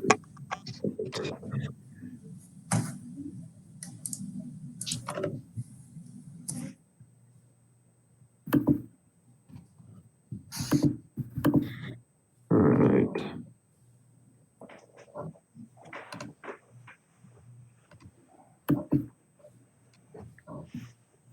All right, that should, did that show up in on your screen? Yeah. Mm-hmm. Yeah. Yep. All right, you will see on the eastern, I guess you say southeastern quadrant on the old Slavic road, you'll see the village of Barovia. Yeah. Okay. Yeah. All right. Valakai is kind of in the middle up by the Lake Zarovich. Have you ever met this Oh, guy? there it is. It's in. Jesus, that's a long way away. And then you'll recognize as he draws this map for you, Kretsk is the other major village, and it's on the far western end of the valley. Mm-hmm. That's it. Top northwest. And We come in on a road, or we came in through the forest? let's see here. The easiest thing now that y'all have a map in your inventory. Let me do this just for ease of reference. Take y'all to the Barovian map. This this demisphere is a lot bigger than I thought it was. Yeah. All right, y'all. You might have to zoom out because this is a large resolution map. But same thing on this page. It's just so I can show you with the highlighting. Y'all found yourselves. If you go to the far right, you see where I'm pinging. Mm-hmm. All right, y'all. That's where y'all kind of found yourselves when you came out of the mist, and y'all traveled south, and y'all came out of the woods because the Vistani group had directed you due south to the road, and this is the road that you kind of came in on, right here. And then you headed west into the village. Oh no, here comes the Jake. I'm gonna ask this guy if he's ever. And then right here is if you look back on it, this is Castle Ravenloft. This is a high cliff, high plateau that overlooks the village that they were talking about that Strahd resides in. Has this guy ever met the vampire hunter personally? He's going to tell you no. He said he's only heard of him, and again, there's not much to do in Barovia except for talk, and even that talk like that is only done with certain people. But the people that he knows and trusts, he believes what they say, that Van Richten is a renowned vampire hunter that came here decades ago with the intention to kill Strahd, and that this guy believes that Van Richten is the one that holds the key to how to kill Strahd. But as far as he knows, Van Richten is living in incognito. But rumors among his the family believe that they believe him to be possibly in the Valakai village.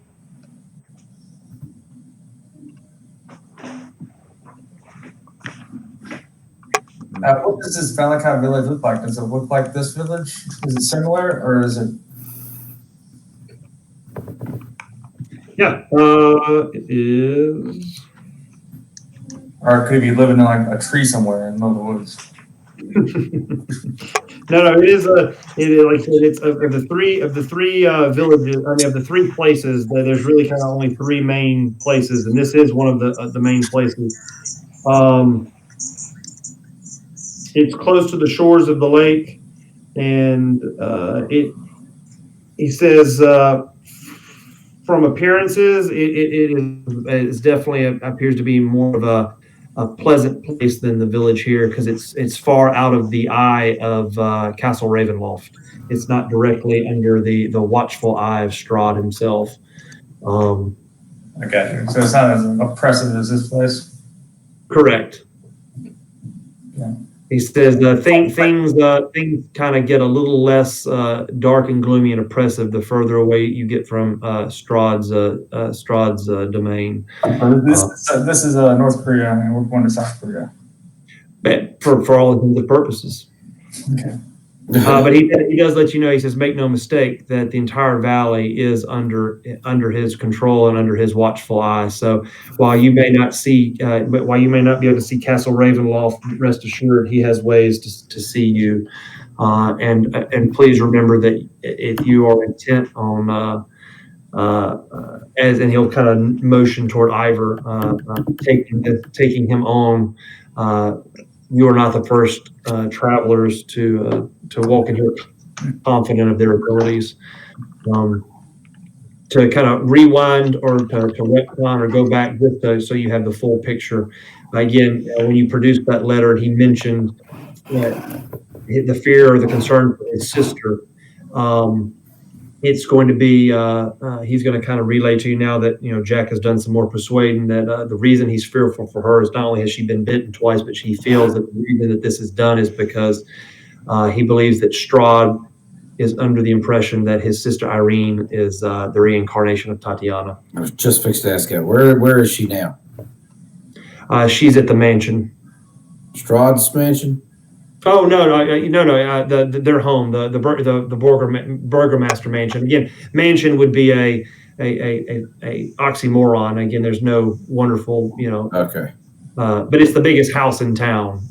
It's where they live. Their father's body is still there. He hadn't been buried yet, but that is where she's at. Is at their home here in the village. And you're not worried about talking to us in public about all this? He kind of looks at you and says, again, you are not the first travelers here. While I have not told this to everyone, rest assured that Strahd makes no secret that he is in control here. He enjoys toying with people and giving you false hope. He has no problem with you knowing what he is and what he's capable of. I would probably even hazard a guess. Not only did he obviously he brought you here for a reason, but have you already had the chance to meet him? I think you met us at the door. He says that won't be. Rest assured that won't be the last time that you visit with him. He was tolerable.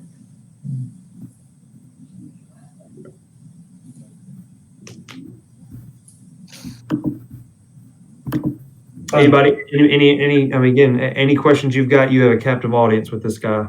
Are there any stores around Hmm. Is there any stores? Where can we get some currency at? Yeah, I was about to say, are there any businesses for sale? No, I'm just kidding. He says there is the mercantile store up north. Let's see here. What was the guy's name? Bill Drath's Mercantile. Are we on the village map? I was still on the other one. I have to go there myself. It is R2 saw it and tagged it. It is just to the south of here. It's the mercantile right here. He says, but I mean, it's again, you have to understand that this is not a place where you are going to find things of value or you know, great weapons or things like that. Pretty much anything that's here and being sold has changed hands 1,000 times. It's the definition of robbing Peter to give to Paul. But if you're looking for basic necessities and basic supplies, he may be able to help you out. And again, his name is Bill Drath Cantemir.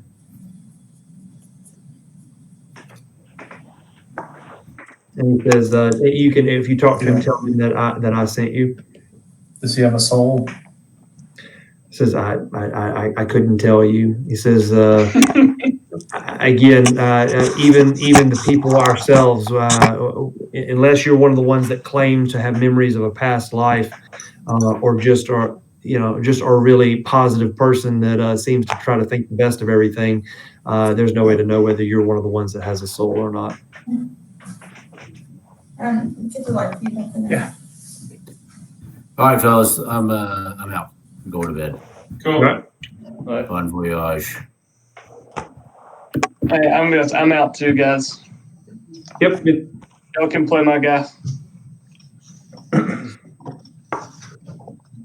Cool. Well, I guess we can call it here.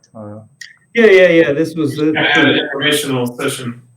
yeah, absolutely. Yeah, y'all had quite a bit of, as Mark has said to the Vistani, y'all have killed a metric ton of these werewolf things. This was meant to kind of give you get your bearings here and understand, why he thinks you're here, which is obviously Strahd's brought you here to toy with you and to play with you. Of course, y'all know and haven't relayed to him that y'all kind of have a better understanding of why y'all are here.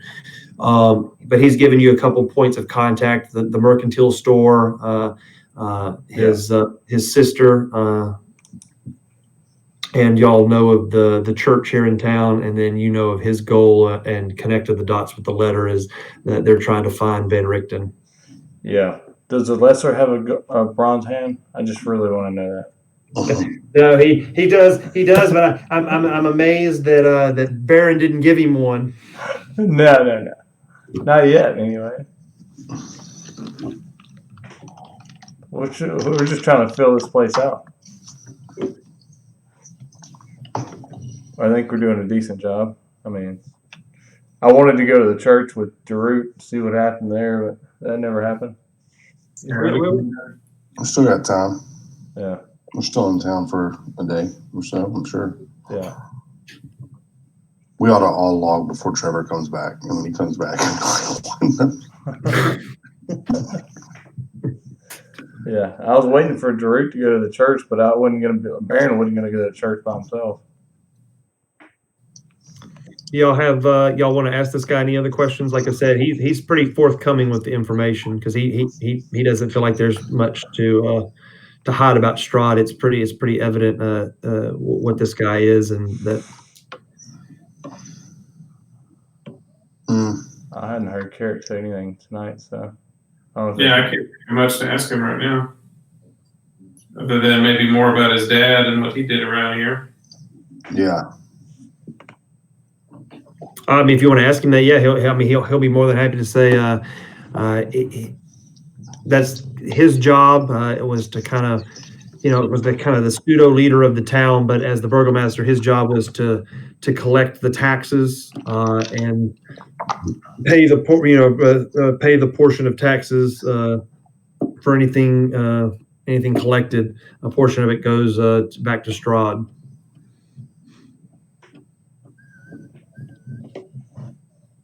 It seems like the currency would run out in this situation. And he agrees. He says that's part of the problem. That's part of the problem is that it's all a facade. I mean, everyone knows that there's nothing of value in the valley, and Strahd merely uses this facade of tax collection as a way to kind of keep the Barovians used to the way it used to be, the normal parts of life of, you make money, you pay taxes, but again, at the end of the day, it matters not because it's not worth anything. And it's just another way that he can kind of oppress them, knowing that they work for something that's not worth anything and they pay for things that are not worth anything. Right.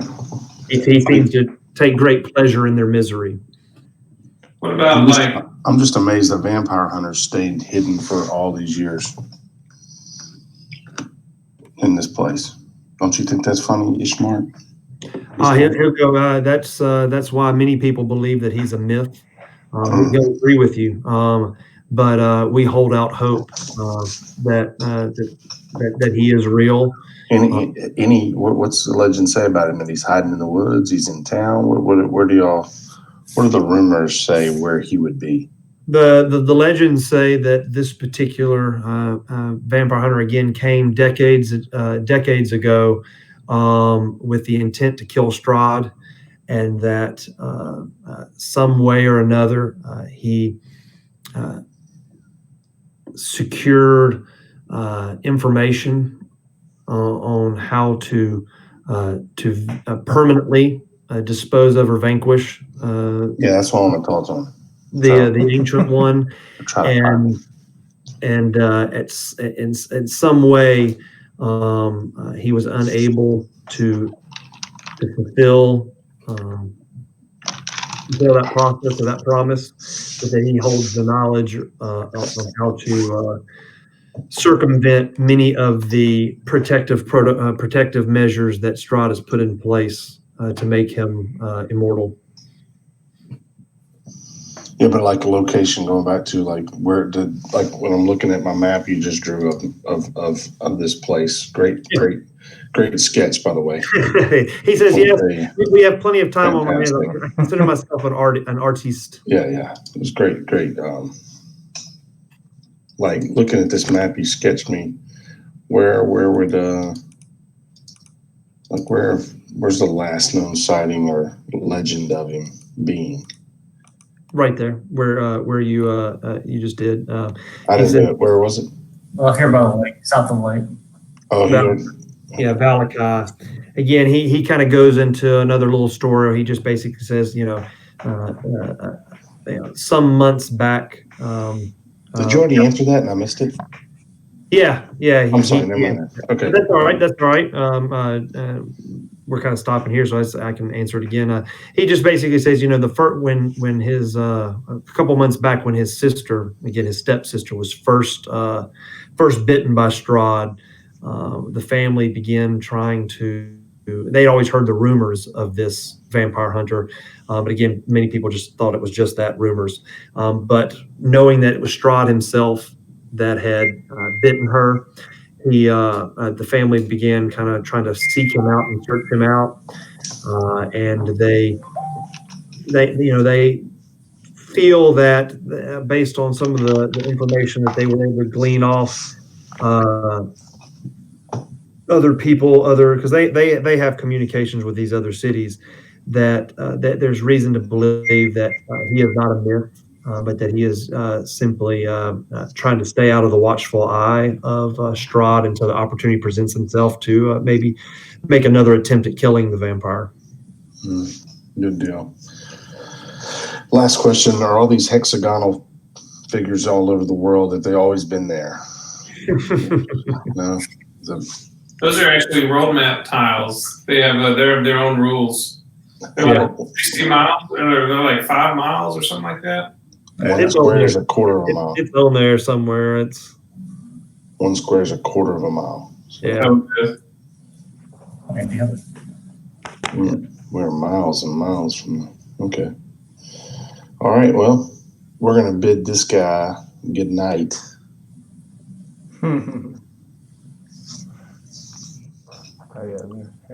Maybe tell him we'll come see him tomorrow. Yeah, we'll come see you tomorrow. Yeah, he said. Oh, did I put the? Let me make sure I got everything out there. Hold on, or I forget anything else. So here. All right. Hey, and while you're doing, I'm gonna slip over, coming to the bar, and just kind of wave Eric down and be like, "Listen, man, I think we got off to the wrong foot. A lot of it's just me and my insecurities and myself. Okay, it's not you. Okay, I need to apologize. I'm really working with this. It's not you, it's me. So, just accept my deepest apologies. And I'm gonna go. Is this beer for me? Oh, thank you. I'm gonna drink it. He's going to he's going to kind of smile and nod, and as you say that, he was going to stop you from drinking that and say that beer's no good. I appreciate the apology. Your group seems to be seems to be good folk. So.